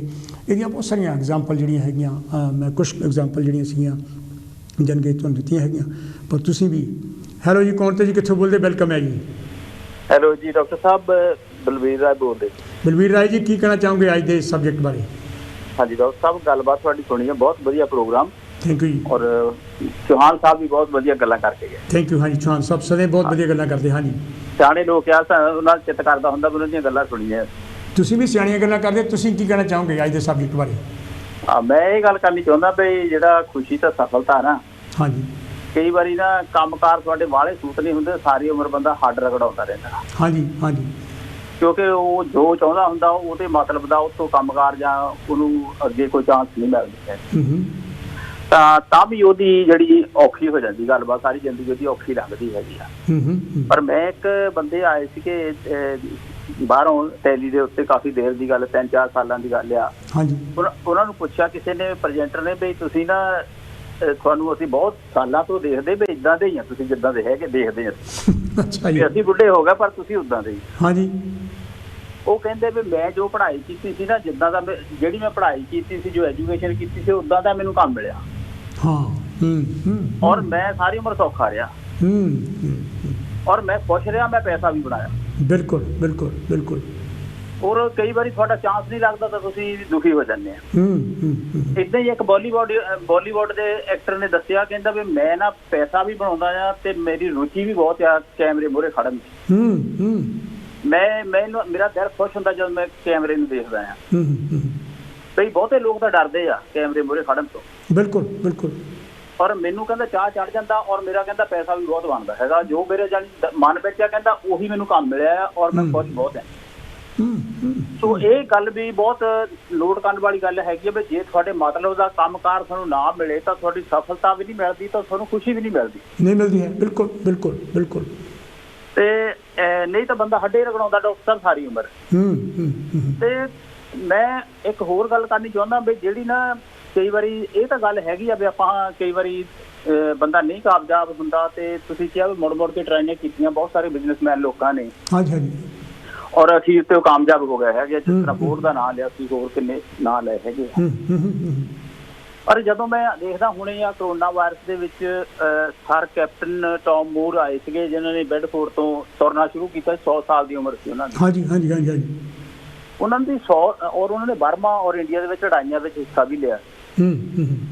ਔਰ ਉਹਨਾਂ 100 ਸਾਲ ਦੀ ਉਮਰ ਵਿੱਚ ਨਾ ਥੋੜਾ ਜਿਹਾ ਤਹੀਆ ਜਿਹਾ ਕੀਤਾ ਸੀ ਤੁਰਨ ਦਾ। 2 ਸਾਲ ਦੀ ਉਮਰ ਵਿੱਚ ਬੰਦੇ ਤੋਂ ਇੰਨਾ ਤੁਰ ਨਹੀਂ ਹੁੰਦਾ। ਹਾਂਜੀ ਹਾਂਜੀ ਹਾਂਜੀ। ਤੇ ਥੋੜਾ ਜਿਹਾ ਤੁਰਨ ਦੇ ਉਹਨੇ ਸੋਚਿਆ ਸੀ ਵੀ ਅਸੀਂ ਸ਼ਾਇਦ 500-700 ਪਾਉਂਡ ਬਣਾ ਲਵਾਂਗੇ ਚੈਰਿਟੀ ਲਈ। ਔਰ ਉਹਨਾਂ ਨੇ ਅਖੀਰਲੀ ਉਮਰ ਵਿੱਚ 30-40 ਮਿਲੀਅਨ ਪਾਉਂਡ ਇਕੱਠਾ ਕਰਕੇ ਰੱਖ ਦਿੱਤਾ। ਸੋ ਸਫਲਤਾ ਜਿਹੜੀ ਆ ਨਾ ਇਹ ਤੁਹਾਨੂੰ ਕਦੇ ਵੀ ਮਿਲ ਸਕਦੀ ਹੈਗੀ ਆ, ਕੋਸ਼ਿਸ਼ਾਂ ਦੀ ਗੱਲ ਹੈਗੀ ਆ। ਬਿਲਕੁਲ ਬਿਲਕੁਲ। ਸੋ ਤੁਹਾਡਾ ਪ੍ਰੋਗਰਾਮ ਬਹੁਤ ਵਧੀਆ ਲੱਗਾ ਮੈਨੂੰ ਔਰ ਗੱਲਬਾਤ ਤੁਹਾਡੀ ਬਹੁਤ ਸੋਹਣੀ। ਥੈਂਕ ਯੂ ਜੀ ਬਲਵੀਰ ਜੀ। Thank you. ਇਹ ਤਾਂ ਸੀ ਜੀ ਸਾਡੇ ਬਲਵੀਰ ਰਾਏ ਹੋਣੀ, ਜਿਹੜੇ ਸਾਡੇ ਇੱਕ ਬਹੁਤ ਵਧੀਆ ਪ੍ਰੈਜੈਂਟਰ ਵੀ ਹੈਗੇ ਕਾਂਚੀ ਟੈਲੀਵਿਜ਼ਨ 'ਤੇ। ਤੁਸੀਂ ਵੀ ਜਿਹੜਾ ਹੈਗਾ ਮੈਨੂੰ ਟੈਲੀਫੋਨ ਕਾਲ ਕਰਕੇ ਇਸ ਵਿੱਚ ਸੰਵਾਦ ਰਚਾ ਸਕਦੇ ਇਸ ਵਿਸ਼ੇ ਬਾਰੇ। ਅਤੇ ਨਾਲ ਦੀ ਨਾਲ ਜਾਣੀ ਕਿ ਮੈਂ ਵੀ ਕਹਿ ਦੇਵਾਂ ਕਿਉਂਕਿ ਕ੍ਰਿਸਮਸ ਵੀ ਆਉਣ ਵਾਲੀ ਹੈ ਅਤੇ ਕ੍ਰਿਸਮਸ ਤੋਂ ਬਾਅਦ ਹੀ ਜਿਹੜਾ ਹੈਗਾ ਸਾਡਾ ਦੁਬਾਰਾ ਫਿਰ ਪ੍ਰੋਗਰਾਮ ਆਉਣਾ। ਕ੍ਰਿਸਮਸ ਦੀਆਂ ਮੈਂ ਹੁਣ ਤੋਂ ਹੀ ਤੁਹਾਨੂੰ ਵਧਾਈਆਂ ਦੇ ਦੇਵਾਂ, ਨਵੇਂ ਸਾਲ ਦੀਆਂ ਵਧਾਈਆਂ ਦੇ ਦੇਵਾਂ। ਇਹ ਜਿਹੜਾ ਨਵਾਂ ਸਾਲ ਹੈਗਾ 2021 ਆ। ਹੈਲੋ ਜੀ, ਕੌਣ ਤੇ ਜੀ, ਕਿੱਥੋਂ ਬੋਲਦੇ? ਵੈਲਕਮ। ਕੀ ਹਾਲ ਹੈ ਜੀ? ਮੈਂ ਗੁਰਬਚਨ ਬੋਲਦਾ ਮੈਨਚੈਸਟਰ ਤੋਂ। ਹਾਂਜੀ ਗੁਰਬਚਨ ਜੀ, ਬਹੁਤ ਸੋਹਣਾ। ਮੈਂ ਕਿਹਾ ਖੁਸ਼ੀ ਹਰ ਬੰਦੇ ਨੂੰ ਆਪਣੀ ਆਪਣੀ ਮਿਲਦੀ ਹੈ। ਮੇਰੀ ਵਾਈਫ ਗਈ ਆਪਣੇ ਪੇਕੇ 15 ਦਿਨ ਵਾਸਤੇ ਤੇ ਦੂਜੇ ਦਿਨ ਟੈਲੀਫੋਨ ਕਰਦੀ ਮੈਂ ਵਾਪਸ ਆ ਰਹੀ ਹਾਂ। ਮੈਂ ਕਿਹਾ ਉਹ ਕਿਉਂ ਬਈ, ਤੁਸੀਂ 15 ਦਿਨ ਵਾਸਤੇ ਗਏ ਹੋ? ਕਹਿੰਦੀ ਹੈ ਮੈਂ ਡੈਡੀ ਨਾਲ ਵੀ ਲੜ ਬੈਠੀ ਹਾਂ, ਮੰਮੀ ਨਾਲ ਵੀ ਲੜ ਬੈਠੀ ਹਾਂ, ਭਰਾਵਾਂ ਨਾਲ ਵੀ ਲੜ ਬੈਠੀ ਹਾਂ, ਭਰਾਵਾਂ ਨਾਲ ਵੀ ਲੜ ਬੈਠੀ ਹਾਂ। ਜੋ ਲੜਨ ਦਾ ਤੁਹਾਡੇ ਨਾਲ ਮਜ਼ਾ ਆਉਂਦਾ ਨਾ ਉਹ ਕਿਸੇ ਨਾਲ ਨਹੀਂ ਆਉਂਦਾ। ਉਹ ਹਰ ਇੱਕ ਦੀ ਆਪਣੀ ਸੈਟਿਸਫੈਕਸ਼ਨ ਹੈਗੀ। ਹਾਂਜੀ ਹਾਂਜੀ। ਇੱਕ ਬੰਦਾ 100 ਸਾਲ ਦਾ ਸੀ ਨਾ ਤੇ ਉਹ ਬੜਾ ਸਲਿਮ ਟ੍ਰਿਮ ਸੀ। ਅਸੀਂ ਉਹਨੂੰ ਪੁੱਛਿਆ ਬਈ ਤੂੰ 100 ਸਾਲ ਦਾ ਵੀ ਹੋ ਕੇ ਤੂੰ ਸਲਿਮ ਟ੍ਰਿਮ ਕਿਸ ਤਰ੍ਹਾਂ? ਕਹਿੰਦਾ ਜੀ ਜਦੋਂ ਸਾਡਾ ਵਿਆਹ ਹੋਇਆ ਸੀ ਤੇ ਮੇਰਾ ਵਾਈਫ ਨਾਲ ਐਗਰੀਮੈਂਟ ਹੋਇਆ ਸੀ ਕਿ ਜਿਹੜਾ ਬੰਦਾ ਗਲਤੀ ਕਰੇਗਾ ਉਹ 5 ਕਿਲੋਮੀਟਰ ਚੱਲੇਗਾ। ਤੇ ਹਮੇਸ਼ਾ ਆਦਮੀ ਗਲਤੀ ਕਰਦਾ, ਜਨਾਨੀ ਤੇ ਕਦੇ ਗਲਤੀ ਕਰਦੀ ਨਹੀਂ। ਮੈਂ ਗਲਤੀ ਕਰਦਾ ਸੀ ਤੇ ਮੈਂ 5 ਮੀਲ ਤੁਰਦਾ ਸੀ, ਪਰ ਜਨਾਨੀਆਂ ਆਦਮੀ ਤੇ ਟਰਸਟ ਨਹੀਂ ਕਰਦੀਆਂ ਤੇ ਇਸ ਕਰਕੇ ਉਹ ਮੈਨੂੰ ਪਿੱਛੇ ਨਾਲ 5 ਕਿਲੋਮੀਟਰ ਦੇਖਣ ਆਉਂਦੀ ਸੀ ਕਿ ਇਹ ਪੂਰਾ ਗਿਆ ਕਿ ਨਹੀਂ ਗਿਆ। ਸੋ ਹਰ ਇੱਕ ਨੂੰ ਸੈਟਿਸਫੈਕਸ਼ਨ ਹੈ। ਦੇਖੋ ਸਭ ਤੋਂ ਮਾਂ ਸਭ ਤੋਂ ਵੱਡੀ ਚੰਗੀ ਚੀਜ਼ ਹੈ। ਮਾਂ ਤੁਹਾਡਾ ਸਭ ਕੁਝ ਜਾਣਦੀ ਹੈ। ਹਾਂਜੀ ਹਾਂਜੀ। ਜਦੋਂ 5 ਸਾਲ ਦੀ ਹੁੰਦੀ ਹੈ ਨਾ, ਉਹ ਬੱਚਾ ਜਾਂਦਾ ਮਾਮਾ ਲਵ ਯੂ ਤੇ ਮਾਂ ਸਮਝ ਜਾਂਦੀ ਇਹਨੂੰ ਚਾਕਲੇਟ ਚਾਹੀਦੀ ਹੈ। ਹਾਂਜੀ। ਜਦੋਂ 15 ਸਾਲ ਦਾ ਹੁੰਦਾ ਫਿਰ ਜਾਂਦਾ ਮਾਮਾ ਲਵ ਯੂ, ਮਾਂ ਸਮਝ ਜਾਂਦੀ ਇਹਨੂੰ 15-20 ਪਾਉਂਡ ਚਾਹੀਦੇ ਨੇ ਖਰਚਣ ਵਾਸਤੇ। ਜਦੋਂ 25 30 ਸਾਲ ਦਾ ਹੁੰਦਾ ਫਿਰ ਜਾਂਦਾ, ਕਹਿੰਦਾ ਮਮ ਆਈ ਲਵ ਯੂ। ਮਾਂ ਸਮਝ ਜਾਂਦੀ ਹੈ ਇਹਦਾ ਕਿਸੇ ਕੁੜੀ ਨਾਲ ਪੇਚਾ ਲੜ ਗਿਆ, ਇਹ ਵਿਆਹ ਕਰਾਉਣਾ ਚਾਹੁੰਦਾ। ਤੇ ਜਦੋਂ 40 ਦਾ ਹੁੰਦਾ ਤੇ ਫਿਰ ਕਹਿੰਦਾ ਮਮ ਆਈ ਲਵ ਯੂ। ਮਾਂ ਕਹਿੰਦੀ ਹੈ ਤੈਨੂੰ ਆਖਿਆ ਸੀ ਤੂੰ ਇਹਦਾ ਵਿਆਹ ਕੁੜੀ ਨਾਲ ਨਾ ਕਰਾ, ਹੁਣ ਤੂੰ ਪਛਤਾਉਂਦਾ ਪਿਆ। ਤੇ ਜਦੋਂ ਹੁੰਦਾ 60 ਸਾਲ ਦਾ ਤੇ ਫਿਰ ਜਾਂਦਾ ਮਮ ਆਈ ਲਵ ਯੂ। ਮਾਂ ਕਹਿੰਦੀ ਹੈ ਆਈ ਲਵ ਯੂ, ਪਰ ਮੈਂ ਕਿਸੇ ਕਾਗਜ਼ ਤੇ ਦੁਕਾਨ ਤੇ ਮਕਾਨ ਤੇ ਤੇਰੇ ਰਜਿਸਟਰੀ ਤੇ ਤੇਰਾ ਨਾਂ ਨਹੀਂ ਕਰਾਉਣਾ। ਸੋ ਇਹ ਗੱਲ ਹੈ ਕਿ ਹਰ ਬੰਦੇ ਦਾ ਆਪਣਾ ਆਪਣਾ ਵਿਚਾਰ ਹੁੰਦਾ। ਉਹ ਇੱਕ ਜਨਾਨੀ ਮੈਂ ਪੁੱਛਿਆ, ਮੈਂ ਕਿਹਾ ਤੂੰ ਤੇ ਬਿਮਾਰ ਸੀ ਤੇ ਤੂੰ ਠੀਕ ਕਿਸ ਤਰ੍ਹਾਂ ਆਈ ਹੈ? ਕਹਿੰਦੀ ਹੈ ਕੀ ਦੱਸਾਂ, ਨਾ ਕੋਈ ਦਵਾਈ ਕੰਮ ਆਈ, ਕੋਈ ਨਾ ਦਵਾ ਕੰਮ ਆਈ, ਤੇ ਨਾ ਕੋਈ ਦਾਰੂ ਕੰਮ ਆਇਆ, ਨਾ ਕੋਈ ਤਵੀਤ ਕੰਮ ਆਇਆ। ਇਹ ਟੈਲੀਫੋਨ ਚ ਆ ਕੇ ਹਸਬੈਂਡ ਨਾਲ ਲੜੀਆਂ ਤੇ ਤਾਂ ਜਾ ਕੇ ਠੀਕ ਹੋਈ।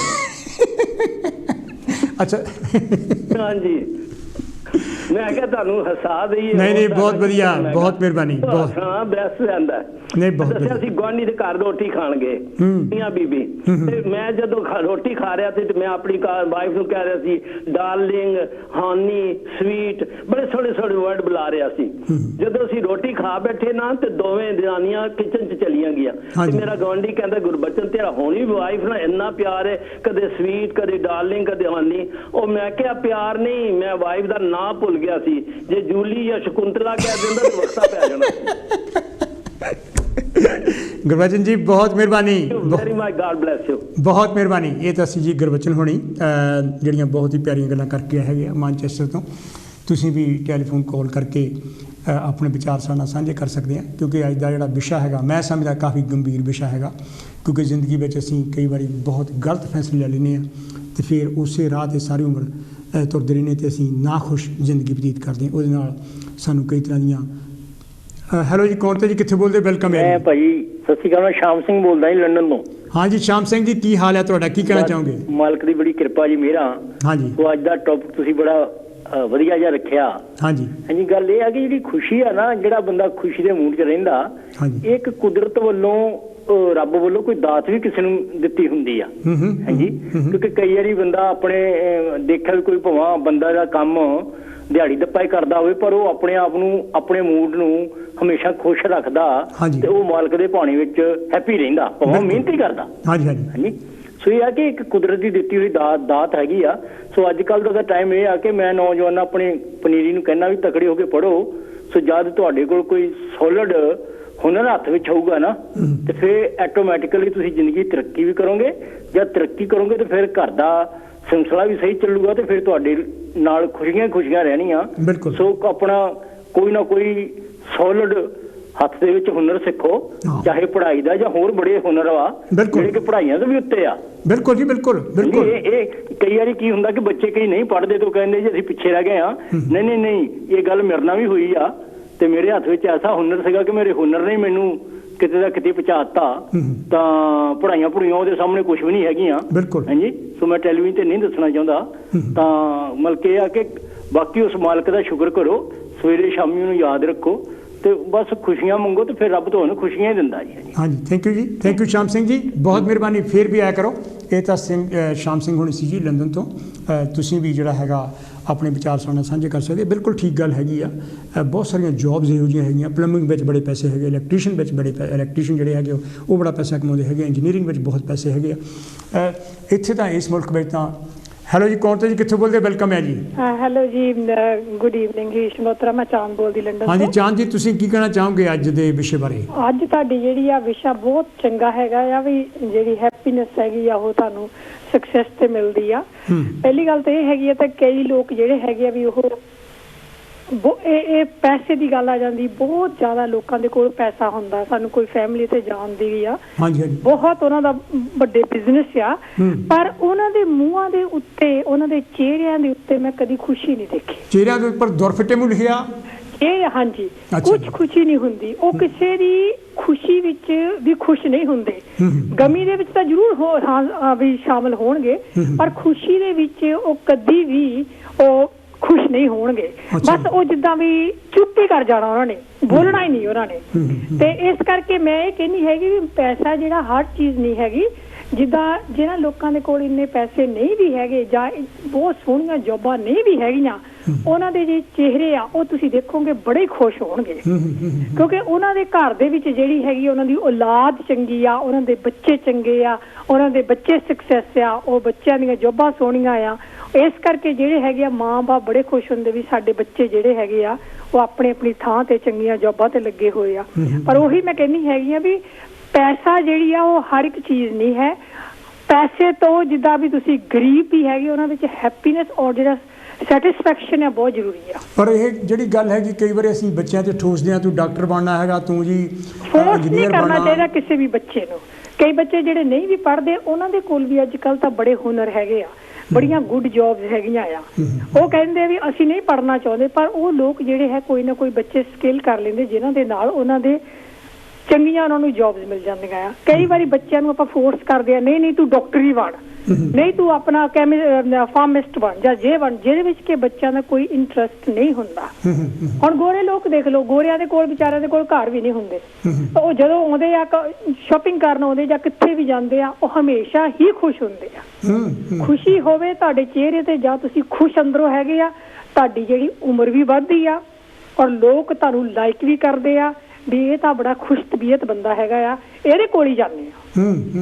ਕਈ ਲੋਕ ਜਿਹੜੇ ਹੈਗੇ ਉਹ ਦਿਲ ਦੇ ਮਾੜੇ ਨਹੀਂ ਹੁੰਦੇ।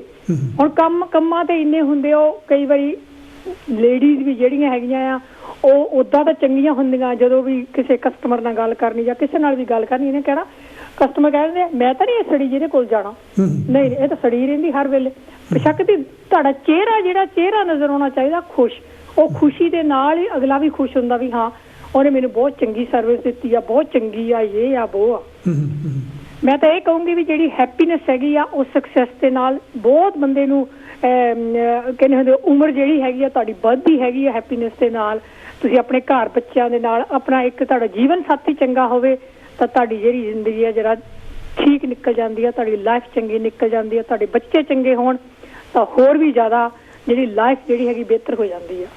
ਥੈਂਕ ਯੂ ਜੀ, thank you very much. Thank you ਜੀ। ਇਹ ਤਾਂ ਸੀ ਜੀ ਚਾਂਦ ਜੈਰਤ ਹੋਣੀ ਆਪਣੇ ਲੰਡਨ ਤੋਂ, ਅਤੇ ਤੁਸੀਂ ਵੀ ਜਿਹੜਾ ਹੈਗਾ ਸਾਡੇ ਨਾਲ ਟੈਲੀਫੋਨ ਕਾਲ ਦੇ ਰਾਹੀਂ ਗੱਲ ਕਰ ਸਕਦੇ। ਸਾਡੇ ਤੋਂ ਅਜੇ ਵੀ 9:30 ਮਿੰਟ ਹੈਗੇ ਆ। ਮੈਂ ਤੁਹਾਡੇ ਟੈਲੀਫੋਨ ਕਾਲਸ ਦੀ ਵੇਟ ਕਰ ਰਿਹਾ। ਜੇ ਤੁਸੀਂ ਬਰਤਾਨੀਆ ਤੋਂ ਬਾਹਰ ਤੋਂ ਟੈਲੀਫੋਨ ਕਰ ਰਹੇ ਹੈਗੇ, ਕੈਨੇਡਾ, ਅਮਰੀਕਾ ਜਾਂ ਯੂਰਪ ਦੇ ਕਿਸੇ ਕੰਟਰੀ ਤੋਂ, ਅਤੇ ਫਿਰ ਤੁਹਾਨੂੰ ਟੈਲੀਫੋਨ ਦੇ ਮੋਹਰੇ 0044 121 ਅਤੇ 5024 ਨੰਬਰ ਲਾ ਕੇ ਤਾਂ ਸਾਰਾ ਘੁਮਾਉਣਾ ਪਊਗਾ। ਬਹੁਤ ਸਾਰੀਆਂ ਯਾਨੀ ਕਿ ਗੱਲਾਂ ਮੈਂ ਦੇਖੀਆਂ ਗਈਆਂ ਆਪਣੀ ਜ਼ਿੰਦਗੀ ਵਿੱਚ, ਬਹੁਤ ਸਾਰੇ ਲੋਕਾਂ 'ਤੇ ਜਦੋਂ ਤੁਸੀਂ ਕੋਈ ਚੀਜ਼ ਠੋਸਦੇ ਹੈਗੇ ਆ, ਕਿਸ ਤਰ੍ਹਾਂ ਦੇ ਵੀ ਬੱਚੇ 'ਤੇ ਵੀ ਤੁਸੀਂ ਯਾਨੀ ਕਿ ਛੋਟਾ ਬੱਚਾ ਹੈਗਾ, ਜੇ ਤੁਸੀਂ ਉਹਨੂੰ ਜੇ ਉਹਦਾ ਦੁੱਧ ਪੀਣ ਨੂੰ ਨਹੀਂ ਦਿਲ ਕਰਦਾ, ਤੁਸੀਂ ਉਹਦੇ ਮੂੰਹ ਵਿੱਚ ਠੋਸਣ ਦੀ ਕੋਸ਼ਿਸ਼ ਕਰਦੇ ਤਾਂ ਉਹ ਵੀ ਹੱਥ ਪੈਰ ਮਾਰਦਾ ਹੈਗਾ ਅਤੇ ਚੀਕਾਂ ਮਾਰਦਾ ਲੈ ਮੈਂ ਨਹੀਂ ਦੁੱਧ ਪੀਣਾ। ਇਸ ਕਰਕੇ ਯਾਨੀ ਕਿ ਜੇ ਤੁਸੀਂ ਕਿਸੇ 'ਤੇ ਜਿਹੜੀ ਜਿਸ ਗੱਲ ਨੂੰ ਹੈਲੋ ਜੀ, ਕੌਣ ਤੇ ਜੀ, ਕਿੱਥੋਂ ਬੋਲਦੇ? ਵੈਲਕਮ ਹੈ ਜੀ। ਹੈਲੋ ਡਾਕਟਰ ਸਾਹਿਬ, ਨਮਸਕਾਰ ਜੀ। ਜੈ ਭੀਮ ਤੇ ਜੈ ਭਾਰਤ ਜੀ। ਜੈ ਭੀਮ, ਜੈ ਹਾਂਜੀ ਮਾਨ ਸਾਹਿਬ, ਕੀ ਕਹਿਣਾ ਚਾਹੋਗੇ? ਠੀਕ ਠਾਕ ਹੈ ਜੀ, ਠੀਕ ਠਾਕ। ਦੇਖੋ ਜੀ, ਜਿਹੜੀ ਇਹ ਨਾ ਹੈਪੀਨੈਸ ਤੇ ਸਕਸੈਸ ਆ, ਹਾਂਜੀ, ਇਹਦਾ ਤਾਂ ਰਿਲੇਸ਼ਨ ਹੈ ਦੋਨਾਂ ਦਾ। ਸਕਸੈਸ ਜਦੋਂ ਬੰਦਾ ਸਕਸੈਸ ਹੁੰਦਾ ਜਾਂ ਕੋਈ ਆਪਣਾ ਧੀ ਪੁੱਤ ਜਾਂ ਹੋਰ ਕੋਈ ਸਾਰੇ ਸਕਸੈਸ ਹੁੰਦੇ ਤਾਂ ਫਿਰ ਆਪੇ ਬੰਦੇ ਨੂੰ ਪੇਰੈਂਟਸ ਨੂੰ ਹੈਪੀਨੈਸ ਆਉਂਦੀ ਆ। ਤੇ ਦੂਸਰੀ ਗੱਲ, ਹੈਪੀਨੈਸ ਜਿਹੜੀ ਆਪ ਨੂੰ ਤਾਂ ਹੁੰਦੀ ਆ, ਲੇਕਿਨ ਬੰਦੇ ਦਾ ਜਿਹੜਾ ਇਨਸਾਨ ਹੈ ਨਾ, ਦੂਸਰੇ ਬੰਦੇ ਨੂੰ ਵੀ ਦੇਖ ਕੇ ਸਕਸੈਸ ਹੋ ਕੇ ਉਹਨੂੰ ਵੀ ਖੁਸ਼ ਹੋਵੇ। ਬਿਲਕੁਲ ਜੈਲਸ ਨਹੀਂ ਕਰਨੀ ਚਾਹੀਦੀ ਕਿਸੇ ਦੇ ਨਾਲ। ਜੈਲਸ ਤਾਂ ਆਪਣੇ ਮਾਨ ਸਾਹਿਬ ਆਪਣੇ ਸਮਾਜ ਵਿੱਚ ਤਾਂ ਬਹੁਤ ਜ਼ਿਆਦਾ ਹੈ। ਹਾਂਜੀ, ਇਹੀ ਚੀਜ਼ ਹੈ ਨਾ ਜਿਹੜੀ ਦੂਸਰੇ ਦੀ ਸਕਸੈਸ ਦੇਖ ਕੇ ਤੇ ਆਪ ਜਲਣਾ ਭੁੱਜਣਾ ਹੋਣਾ, ਉਹ ਆਦਮੀ ਉਹ ਜਿਹੜੀ ਬੰਦੇ ਦੀ ਈਗੋ ਹੈ ਨਾ, ਇਹੀ ਇਹਨੂੰ ਖਾ ਜਾਂਦੀ ਹੈ। ਜਿੱਦਾਂ ਜੰਗਾਲ ਲੋਹਾ ਆ, ਲੋਹੇ ਦੇ ਵਿੱਚੋਂ ਜੰਗਾਲ ਨਿਕਲਦਾ ਤੇ ਉਸੇ ਤਰ੍ਹਾਂ ਉਹ ਜੰਗਾਲ ਉਸੇ ਲੋਹੇ ਨੂੰ ਖਾ ਜਾਂਦਾ। ਇਸੇ ਤਰ੍ਹਾਂ ਆਦਮੀ ਦੇ ਜਿਹੜੀ ਹੈ ਨਾ ਈਗੋ ਇਹਦੇ ਮਨ ਚੋਂ ਨਿਕਲਦੀ ਹੈ ਨਾ, ਉਹ ਇਹਨੂੰ ਖਾ ਜਾਂਦੀ, ਉਹ ਇਹਨੂੰ ਡਿਸਟਰੋਏ ਕਰ ਦਿੰਦੀ ਹੈ। ਇਸ ਕਰਕੇ ਹਰੇਕ ਇਨਸਾਨ ਨੂੰ ਹੈਪੀ ਰਹਿਣਾ ਚਾਹੀਦਾ, ਚਾਹੇ ਦੂਸਰਾ ਬੰਦਾ ਭਾਵੇਂ ਤੁਹਾਡਾ ਦੁਸ਼ਮਣ ਵੀ ਆ, ਅਗਰ ਉਹ ਸਕਸੈਸ ਹੈ ਨਾ ਉਹਦੇ ਵੱਲ ਦੇਖ ਕੇ ਵੀ ਤੁਸੀਂ ਖੁਸ਼ੀ ਹੋ। ਕਿਉਂਕਿ ਜਦੋਂ ਬੰਦਾ ਨਾ ਸਟੂਡੈਂਟ ਹੁੰਦਾ ਉਹਨੂੰ ਤਾਂ ਹੈਪੀਨੈਸ ਹੁੰਦੀ, ਇੱਕ ਵਾਰੀ ਐਗਜ਼ਾਮ ਪਾਸ ਹੋ ਗਿਆ, ਉਹ ਬੜੀਆਂ ਛਾਲਾਂ ਮਾਰੂਗਾ ਬੱਚਾ, ਸਟੂਡੈਂਟ ਵੀ। ਤੇ ਇਸੇ ਕਰਕੇ ਜਿਹੜੇ ਬੱਚੇ ਆ ਉਹਨਾਂ ਦੀ ਹੈਪੀਨੈਸ ਜਿਹੜੀ ਪੇਰੈਂਟਸ ਲਈ ਬਹੁਤ ਅਹਿਮੀਅਤ ਰੱਖਦੀ ਆ। ਮੈਂ ਤਾਂ ਜ਼ਿਆਦਾ ਇੰਨਾ ਤਰ੍ਹਾਂ ਕਹੂੰਗਾ ਕਿ ਆਪ ਹਾਰਡ ਵਰਕ ਕਰੋਗੇ ਨਾ ਤਾਂ ਹੀ ਤੁਸੀਂ ਸਕਸੈਸ ਹੋਵੋਗੇ। ਜਦੋਂ ਮੈਂ ਤੁਹਾਨੂੰ ਦੱਸਦਾ ਕਿ ਇੱਥੇ ਅਸੀਂ ਇਸ ਕੰਟਰੀ 'ਚ ਆਏ ਹਾਂ, ਅਸੀਂ ਗੋਰਿਆਂ ਦੇ ਅੰਡਰ ਕੰਮ ਕਰਦੇ ਹੁੰਦੇ ਸੀ, ਲੇਕਿਨ ਸਾਡੇ ਇਹ ਸੋਚਿਆ ਵੀ ਅਸੀਂ ਇਹਨਾਂ ਦੇ ਅੰਦਰ ਹੀ ਕੰਮ ਕਰਦੇ ਰਵਾਂਗੇ ਸਾਰੀ ਉਮਰ। ਨਹੀਂ, ਉਹ ਕੰਮ ਨੂੰ ਸਿੱਖਿਆ ਔਰ ਸਿੱਖ ਕੇ ਤੇ ਗੋਰਿਆਂ ਦੇ ਉੱਤੇ ਐਜ਼ ਅ ਸੁਪਰਵਾਈਜ਼ਰ ਮੈਂ 35 ਸਾਲ ਕੰਮ ਕੀਤਾ ਜੀ। ਹਾਂਜੀ, ਤੇ ਇਹ ਸਕਸੈਸ ਹੁੰਦੀ ਹੈ। ਤੁਸੀਂ ਸਕਸੈਸ ਜਿਹੜੀ ਲੈਣੀ ਹੁੰਦੀ ਹੈ ਨਾ, ਉਹ ਹਾਰਡ ਵਰਕ ਕਰਕੇ ਹੀ ਤੁਸੀਂ ਸਕਸੈਸ ਲੈ ਸਕਦੇ ਆ। ਤੇ ਇਸ ਕਰਕੇ ਤੇ ਮੈਂ ਤਾਂ ਕਹੂੰਗਾ ਵੀ ਹਾਰਡ ਵਰਕ ਦੇ ਨਾਲ ਔਰ ਤੁਹਾਡੀ ਜਿਹੜੀ ਮਿਹਨਤ ਆ ਉਹਦੇ ਨਾਲ ਸਕਸੈਸ ਕਰਕੇ ਹੈਪੀਨੈਸ ਲੈਣੀ ਚਾਹੀਦੀ। ਦੂਸਰੇ ਵੱਲ ਦੇਖ ਕੇ ਜਲਣਾ ਭੁੱਜਣਾ ਨਹੀਂ ਚਾਹੀਦਾ, ਖੁਸ਼ੀ ਹੋਣਾ ਚਾਹੀਦਾ। ਇਹ ਸਭ ਤੋਂ ਵੱਡੀ ਚੀਜ਼ ਆ। Thank you Mann Sahib. Okay ਜੀ, ਥੈਂਕ ਯੂ ਜੀ। ਮੈਂ ਨਹੀਂ ਕਹਿੰਦਾ ਹੋਇਆ ਥੈਂਕ ਯੂ ਬਹੁਤ ਮਿਹਰਬਾਨੀ। ਇਹ ਤਾਂ ਸੀ ਜੀ ਪ੍ਰੇਮ ਮਾਨ ਹੋਣੀ, ਬਹੁਤ ਹੀ ਸੁਲਝੇ ਹੋਏ ਇਨਸਾਨ ਹੈਗੇ ਜਿਹੜੇ ਮੇਰੇ ਹਰ ਪ੍ਰੋਗਰਾਮ ਦੇ ਵਿੱਚ ਆਪਣੀ ਸ਼ਿਰਕਤ ਕਰਦੇ ਹੈਗੇ ਤਾਂ ਆਪਣਾ ਜਿਹੜਾ ਯੋਗਦਾਨ ਪਾ ਕੇ ਜਾਂਦੇ। ਮੈਂ ਇਹਨਾਂ ਦਾ ਬਹੁਤ ਜ਼ਿਆਦਾ ਮਸ਼ਕੂਰ ਹੈਗਾ, ਬਹੁਤ ਜ਼ਿਆਦਾ ਧੰਨਵਾਦੀ ਹੈਗਾ ਇਹਨਾਂ ਦਾ। ਜਿਸ ਤਰ੍ਹਾਂ ਇਹ ਗੱਲ ਸੀ ਕਰਦੇ, ਬਿਲਕੁਲ ਜ਼ਰੂਰੀ ਹੈਗਾ। ਜਿਸ ਤਰ੍ਹਾਂ ਐਡੀਸਨ ਨੇ ਵੀ ਕਿਹਾ ਸੀ ਗੱਲ ਵੀ ਜਿਹੜਾ 99% ਜਾਣੀ ਕਿ ਜਿਹੜੀ ਤੁਹਾਡੀ ਮੁਸ਼ੱਕਤ ਹੈਗੀ ਹੈ। ਹੈਲੋ ਜੀ, ਕੌਣ ਤੇ ਜੀ, ਕਿੱਥੇ ਬੋਲਦੇ? ਵੈਲਕਮ ਹੈ। ਹੈਲੋ ਸਰ ਜੀ, ਪ੍ਰੇਮ ਚਮਕੀਲਾ ਬੋਲ ਰਿਹਾ ਜੀ। ਹਾਂਜੀ ਪ੍ਰੇਮ ਜੀ, ਕੀ ਕਹਿਣਾ ਚਾਹੋਗੇ? ਹਾਂਜੀ, ਬਸ ਤੁਹਾਡਾ ਸਬਜੈਕਟ ਬਹੁਤ ਵਧੀਆ। ਮੈਂ ਤਾਂ ਇਹ ਕਹਿਣਾ ਚਾਹੁੰਦਾ ਵੀ ਜਿਹੜੀ ਹੈ ਨਾ, ਜਦੋਂ ਆਪਣੇ ਜਿਹੜੀ ਅੰਦਰ ਸਪਿਰਿਟ ਆ, ਹਾਂਜੀ, ਜਿਹਨੂੰ ਅਸੀਂ ਕਈ ਵਾਰੀ ਕਹਿੰਦੇ ਜੀ ਮਾਲਕ ਨੇ ਦਿੱਤੀ, ਅਸਲ ਵਿੱਚ ਇਹ ਸਪਿਰਿਟ ਵੀ ਜਿਹੜੀ ਇੱਕ ਤਾਕਤ ਆ। ਜੇ ਇਹਦਾ ਸਹੀ ਢੰਗ ਨਾਲ ਇਸਤੇਮਾਲ ਕੀਤਾ ਜਾਵੇ ਨਾ ਤਾਂ ਖੁਸ਼ੀ ਤਾਂ ਗਮੀ 'ਚ ਕੋਈ ਬੰਦੇ ਨੂੰ ਨਜ਼ਰ ਹੀ ਨਹੀਂ ਆਉਂਦਾ। ਫਿਰ ਹੁਣ ਆਪਾਂ ਮੈਂ ਇੱਧਰ ਨੂੰ ਵੀ ਲੈ ਜਾਂਦਾ ਥੋੜੀ ਸ਼ਾਇਦ ਗੱਲ, ਜਦੋਂ ਆਪਾਂ ਨੂੰ ਜਿਹੜੇ ਲੋਕ ਮਾਪੇ ਜਿਉਂਦਿਆਂ ਤੇ ਹੁੰਦੇ ਉਹਨਾਂ ਦਾ ਸਹਾਰਾ ਲੈਂਦੇ ਆ ਤਾਂ ਉਹਨਾਂ ਦੇ ਨਾਲ ਪੱਕੀ ਤਰ੍ਹਾਂ ਮਜ਼ਬੂਤ ਬਣ ਕੇ ਅਸਲ ਬੇਟੇ ਉਹਨਾਂ ਨੂੰ ਮਹਿਸੂਸ ਹੁੰਦਾ ਵੀ ਇਹ ਸਾਡੇ ਏਦਾਂ ਦੇ ਜੇ ਔਲਾਦ ਹੋਵੇ ਤਾਂ ਏਦਾਂ ਦੀ ਹੋਵੇ। ਬਿਲਕੁਲ ਬਿਲਕੁਲ। ਜਦੋਂ ਮਾਂ ਪਿਓ ਨੂੰ ਇੰਨਾ ਫਖਰ ਮਹਿਸੂਸ ਹੁੰਦਾ ਹੈ ਨਾ, ਤਾਂ ਫਿਰ ਜਦੋਂ ਉਹ ਮਾਂ ਪਿਓ ਦੁਨੀਆ ਤੋਂ ਜਾਂਦੇ ਆ, ਆਪਸੈਟ ਤਾਂ ਔਲਾਦ ਹਰ ਇੱਕ ਦੀ ਹੁੰਦੀ ਆ, ਪਰ ਉਹ ਇਹ ਸਮਝ ਜਾਂਦੀ ਆ ਵੀ ਸਾਨੂੰ ਅੱਜ ਕੋਈ ਕਮੀ ਨਹੀਂ ਹੈਗੀ। ਜੇ ਨਹੀਂ ਵੀ ਹੈਗੇ, ਜੇ 10 ਸਾਲ ਹੋਰ ਵੀ ਹੁੰਦੇ, ਪਰ ਸਾਨੂੰ ਬਹੁਤ ਕੁਝ ਦੇ ਗਿਆ ਆ। ਏਦਾਂ ਬਾਕੀ ਚੀਜ਼ਾਂ ਦੇ ਨਾਲ ਹੈਗਾ ਕਰਕੇ ਸਾਡੀ ਜਿਹੜੀ ਅੰਦਰਲੀ ਸਾਡੀ ਆਵਾਜ਼ ਆ ਉਹ ਸਟਰੋਂਗਨੈਸ ਹੋਣੀ ਚਾਹੀਦੀ ਆ। ਬਾਕੀ ਜਿਹੜਾ ਹੈਗਾ ਆਪਾਂ ਕਹਿੰਦੇ ਆ ਵੀ ਸ਼ਾਇਦ ਰੱਬ ਨੇ ਏਦਾਂ ਕੋਈ ਮਿਹਰ ਕੀਤੀ ਹੈ, ਸ਼ਾਇਦ ਕੁਦਰਤੀ ਏਦਾਂ, ਇਹ ਐਸੀ ਨਹੀਂ ਗੱਲ। ਅਸਲ ਵਿੱਚ ਬੇਸ ਬਣਦਾ ਜਦੋਂ ਅਸੀਂ ਗੋਰਿਆਂ ਨਾਲ ਵਿਚਰਦੇ ਦੇਖਦੇ ਆ, ਇਹ ਤਾਂ ਬਹੁਤ ਵੱਡੀਆਂ ਵੱਡੀਆਂ ਚੀਜ਼ਾਂ ਤੋਂ ਵੀ ਘਬਰਾਉਂਦੇ ਹੀ ਨਹੀਂ ਇਹਨਾਂ ਤੇ। ਮੈਂ ਹੈਰਾਨ ਹੋ ਗਿਆ ਜੀ, ਡਿਵੋਰਸ ਹੋਇਆ ਉਹ ਬੜੇ ਸੋਹਣੇ ਆਪਸ ਵਿੱਚ ਜਿੱਦਾਂ ਭੈਣ ਭਰਾ ਜਾਂ ਕੋਈ ਫੈਮਿਲੀ ਮੈਂਬਰ ਏਦਾਂ ਲੱਗਣ ਲੱਗੇ। ਮੈਂ ਉਹਨਾਂ ਨਾਲ ਗੱਲ ਕੀਤੀ, ਕਹਿੰਦੇ ਸਾਡਾ ਡਿਵੋਰਸ ਹੋ ਗਿਆ ਸੀ ਪਰ ਅਸੀਂ ਗੁੱਡ ਫਰੈਂਡ ਆ। ਪਰ ਮੇਰੇ ਦਿਮਾਗ 'ਚ ਇੱਕਦਮ ਮੈਂ ਕਿਹਾ ਸਾਡਾ ਤਾਂ ਕੱਲ 'ਚ ਰਹਿਤਾ ਹੈ, ਪਰ ਉਹ ਕਹਿੰਦੇ ਤੁਹਾਡੀ ਫੈਮਿਲੀ ਨੂੰ ਰਿਸ਼ਤਾ ਨਹੀਂ ਤੁਹਾਡੀ 'ਚ ਕਰਨਾ ਸੀ। ਪ੍ਰੇਮ ਜੀ, ਆਪਾਂ ਤਾਂ ਬਹੁਤ ਪਿੱਛੇ ਆ, ਬਹੁਤ ਹੀ ਬੈਕਵਰਡ ਹੈਗੇ ਸਾਡੀ ਥਿੰਕਿੰਗ ਤਾਂ, ਬਹੁਤ ਜ਼ਿਆਦਾ ਬੈਕਵਰਡ ਹੈ ਅਸੀਂ ਤਾਂ। ਪਰ ਸਾਨੂੰ ਨਾ ਛੋਟੇ ਹੁੰਦਿਆਂ ਨੂੰ ਅਸਲ ਵਿੱਚ ਜਿੱਦਾਂ ਜਿਹੜੀ ਸਾਡੇ ਮਾਪਿਆਂ ਨੇ ਨਾ ਮੱਤ ਦੇਣੀ ਸੀ, ਜਿਹੜੀ ਸਾਨੂੰ ਚੀਜ਼ ਦਿੱਤੀ ਨਹੀਂ ਹੈ ਨਾ, ਅਸੀਂ ਲਾ ਉਹਦੇ ਮਗਰ ਦਿੱਤਾ ਆ। ਪਰ ਇੱਥੇ ਆਣ ਕੇ ਵੀ ਤਾਂ ਨਹੀਂ ਸਿੱਖੇ ਪ੍ਰੇਮ ਜੀ ਆਪਾਂ, ਇਹ ਜਾਣੀਆਂ ਨਹੀਂ ਜੀ। ਜੇ ਰੋਟੀ ਰੱਜ ਕੇ ਖਾਣੀ ਹੈ ਨਾ ਤਾਂ ਦੋ ਹੀ ਕੰਮ ਹੈ ਜ਼ਿੰਦਗੀ ਦੇ ਵਿੱਚ। ਕੁਛ ਵੀ ਨਹੀਂ ਸਿੱਖਿਆ ਤਾਂ ਬਸ ਇੱਕ ਹੀ ਸਿੱਖ ਲਓ ਵੀ ਗੁਣ ਗਾਉਣੇ, ਬਸ ਉਹਦੇ ਗੁਣ ਗਾਈ ਚਲੋ। ਜਿਹੜਾ ਦੀਦਾ ਨਹੀਂ, ਬਸ ਬਹੁਤ ਕੁਛ ਮਿਲਦਾ। ਉਹਨਾਂ ਲੋਕਾਂ ਨੂੰ ਵੀ ਪਤਾ ਆ ਵੀ ਇੱਧਰ ਕੀ ਆ, ਪਰ ਉਹ ਲੋਕ ਜਾਣ ਕੇ ਲੋਕਾਂ ਨੂੰ ਏਦਾਂ ਦੇ ਮਤਲਬ ਸ਼ਿਕਾਰ ਦੀ ਤਰ੍ਹਾਂ ਜਿੱਦਾਂ ਉਹਨਾਂ ਨੂੰ ਪਤਾ ਆ ਵੀ ਇਹਨਾਂ ਨੂੰ ਕਿੱਦਾਂ ਰੱਖਣਾ ਆ।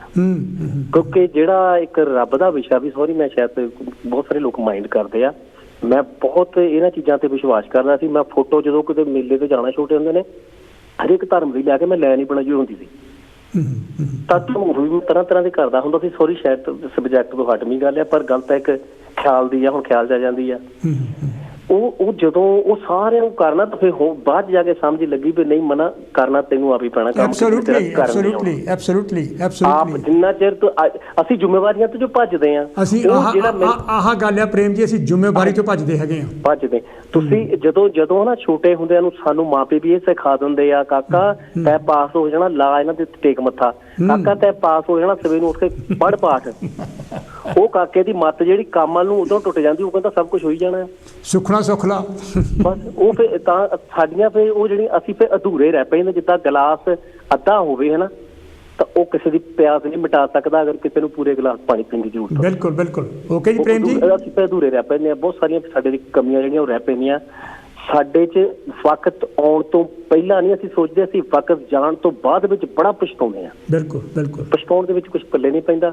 ਥੈਂਕ ਯੂ ਜੀ, ਤੁਹਾਡਾ ਬਹੁਤ ਬਹੁਤ ਬਹੁਤ ਮਿਹਰਬਾਨੀ ਪ੍ਰੇਮ ਜੀ। ਇਹ ਤਾਂ ਸੀ ਜੀ ਪ੍ਰੇਮ ਚਮਕੀਲਾ ਹੁਣੀ, ਬਹੁਤ ਹੀ ਪਿਆਰਾ ਗਾਉਂਦੇ ਵੀ ਹੈਗੇ ਇਹ, ਅਤੇ ਇਹ ਜਿਹੜਾ ਹੈਗਾ ਸ਼ਿਰਕਤ ਜਿਹੜੀ ਕਰਕੇ ਗਏ ਹੈਗੇ, ਬੜੇ ਪਿਆਰੇ ਵਿਚਾਰ ਦੇ ਗਏ ਹੈਗੇ ਆ। ਇਹ ਗੱਲ ਬਿਲਕੁਲ ਠੀਕ ਹੈ ਜਿਸ ਤਰ੍ਹਾਂ ਮੈਂ ਕਹਿ ਰਿਹਾ ਸੀਗਾ, ਅਤੇ ਪ੍ਰੇਮ ਹੁਣਾਂ ਨੇ ਵੀ ਗੱਲ ਕੀਤੀ ਆ, ਅਤੇ ਪਹਿਲਾਂ ਵੀ ਕਾਲਜ ਨੇ ਗੱਲ ਕੀਤੀ ਹੈਗੀ ਆ, ਪ੍ਰੇਮ ਮਾਨ ਹੁਣਾਂ ਨੇ ਵੀ, ਅਤੇ ਇਸ ਤਰ੍ਹਾਂ ਚੌਹਾਨ ਸਾਹਿਬ ਨੇ ਵੀ ਗੱਲ ਕੀਤੀ ਸੀ। ਜਿਹੜੀ ਜ਼ਿੰਦਗੀ ਹੈਗੀ ਆ ਉਹ ਇੱਕ ਕਸ਼ਮਕਸ਼ ਹੈਗੀ ਆ, ਇੱਕ ਸੰਘਰਸ਼ ਹੈਗਾ। हेलो जी, कौन थे, कितने बोले? सिर्फ 2 मिनट है जी। ठीक है, मैं अर्चना बोल रही हूँ यहाँ से। हाँ जी, 2 मिनट है जी। आपका टॉपिक बहुत ही अच्छा है, पर मैं यही बोलूँगी, थोड़े में ही बोलूँगी कि जो लोग हैं वो अपनी लाइफ में खुश रहना चाहते हैं और सक्सेसफुल रहना चाहते हैं। हर आदमी की अपनी अपनी सोच है, वो किस तरह अपनी लाइफ को स्ट्रेस से, वरी से, फ्री चिंताओं से दूर रख सके। इसके लिए उसको सक्सेस चाहिए। सक्सेस के लिए अगर मिलने के बाद ही हैप्पीनेस मिलती है। इसका सबसे बड़ा क्रेडिट जो है माँ बाप को है।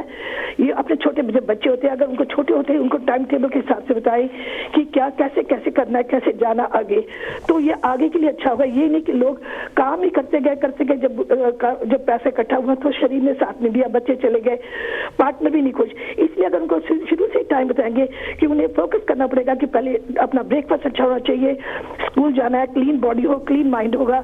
इसी तरह जो बिजनेसमैन है या कोई भी काम कर रहे हो, उसके लिए उसका ब्रेकफास्ट वेरी इंपॉर्टेंट होना चाहिए। जाते समय अपने बच्चों को और अपनी वाइफ को अच्छा बोल के जाए, और उसका जो शेड्यूल है उसको एक रात पहले बनाना चाहिए कि उसको कल कौन से करने, कौन से मोस्ट इंपॉर्टेंट काम है उसके लिए करने के लिए, और अपना ही रोल मॉडल बन के अपने बच्चों को दिखाए, जो कि आने वाले टाइम पे बच्चे भी ऐसे ही करें। बिल गेट कैसा था, जो आपने बिल गेट की बात की, उसकी मुझे के लिए बहुत अच्छा लगा। उसने कहा if you are born poor it's not your mistake, but if you die poor it's your mistake. कि तुम बोर्न अगर गरीब घर में भी होते हो, जाके अम्बेडकर जो थे वो गरीब घर में पैदा, देखो कहाँ के कहाँ पहुंचे। ये हमारे लिए बहुत बड़ा रोल मॉडल की तरह है। इसी तरह बिल गेट ने ये भी कहा कि मैं पढ़ नहीं सका, मैं कोई टॉपर नहीं रहा, लेकिन मेरी कंपनी में टॉपर लोग काम कर रहे हैं। टाइम सर तो बिल्कुल खत्म हो गया। थैंक यू ਤੁਹਾਡਾ। अगले हफ्ते ਤੁਹਾਡੇ ਲਈ ਫਿਰ ਮੈਂ ਇੱਕ ਹੋਰ ਨਵਾਂ ਟੌਪਿਕ ਲੈ ਕੇ ਆਉਂਗਾ ਇਸ ਕਿਤਾਬ ਵਿੱਚੋਂ, ਸੁਨਹਿਰਾ ਭਵਿੱਖ ਵਿੱਚੋਂ, ਤੇ ਤੁਹਾਡੇ ਨਾਲ ਸੰਵਾਦ ਕਰਨ ਦੀ ਕੋਸ਼ਿਸ਼ ਕਰੂੰਗਾ। ਮੈਂ ਆਪਣੇ ਸਾਰੇ ਹੀ ਕਾਲਰਸ ਦਾ ਤਹਿ ਦਿਲ ਤੋਂ ਧੰਨਵਾਦੀ ਹਾਂ, ਕਿਉਂਕਿ ਤੁਹਾਡੇ ਕਾਲਸ ਦੇ ਨਾਲ ਜਿਹੜਾ ਪ੍ਰੋਗਰਾਮ ਹੈਗਾ ਹੋਰ ਵੀ ਜ਼ਿਆਦਾ ਹਰਮਨ ਪਿਆਰਾ ਬਣਦਾ ਹੈ, ਤੇ ਮੈਂ ਵੀ ਤੁਹਾਡੇ ਤੋਂ ਬੜਾ ਕੁਝ ਸਿੱਖਦਾ ਹੈਗਾ। ਜਿਹੜੇ ਲੋਕ ਮੈਨੂੰ ਸ਼ਲਾਘਾ ਦਿੰਦੇ, ਮੈਂ ਉਹਨਾਂ ਦਾ ਹੱਲਾਸ਼ੇਰੀ ਦਿੰਦੇ, ਮੈਂ ਉਹਨਾਂ ਦਾ ਵੀ ਬਹੁਤ ਧੰਨਵਾਦੀ ਹਾਂ। ਅਤੇ ਜਿਹੜੇ ਮੈਨੂੰ ਜਿਹੜੇ ਸਾਰੂ ਸੁਝਾਅ ਦਿੰਦੇ ਹੈਗੇ, ਮੈਂ ਉਹਨਾਂ ਦਾ ਵੀ ਬਹੁਤ ਧੰਨਵਾਦੀ ਹੈਗਾ। ਬਹੁਤ ਹੀ ਜਿਹੜੀਆਂ ਪਿਆਰੀਆਂ ਗੱਲਾਂ ਜਿਹੜੀਆਂ ਹੈਗੀਆਂ ਇਸ ਪ੍ਰੋਗਰਾਮ ਦੇ ਵਿੱਚ ਹੁੰਦੀਆਂ ਹੈਗੀਆਂ, ਕਿਉਂਕਿ ਇੱਕ ਕਿਸਮ ਦਾ ਸਾਹਿਤਕ ਪ੍ਰੋਗਰਾਮ ਹੈਗਾ ਜਿਹੜਾ ਕਿ ਤੁਹਾਡੇ ਨਾਲ ਮੇਰੇ ਨਾਲ ਉਹ ਵਿਸ਼ੇ ਮੈਂ ਲੈ ਕੇ ਆਉਣਾ ਜਿਹੜੇ ਕਿ ਸਾਡੇ ਨਾਲ ਸੰਬੰਧਿਤ ਹੈਗੇ, ਸਾਡੇ ਨਾਲ ਸੰਬੰਧਿਤ ਹੈਗੇ, ਤਾਂ ਕਿ ਅਸੀਂ ਇੱਕ ਬਹੁਤ ਵਧੀਆ ਸਮਾਜ ਦੀ ਸਿਰਜਣਾ ਕਰ ਸਕੀਏ। ਅਤੇ ਅਗਲੇ ਹਫ਼ਤੇ ਤੁਹਾਡੇ ਨਾਲ ਮੈਂ ਫਿਰ ਸੰਪਰਕ ਚਾਹੁੰਦੀ ਕੋਸ਼ਿਸ਼ ਕਰਾਂ। Thank you.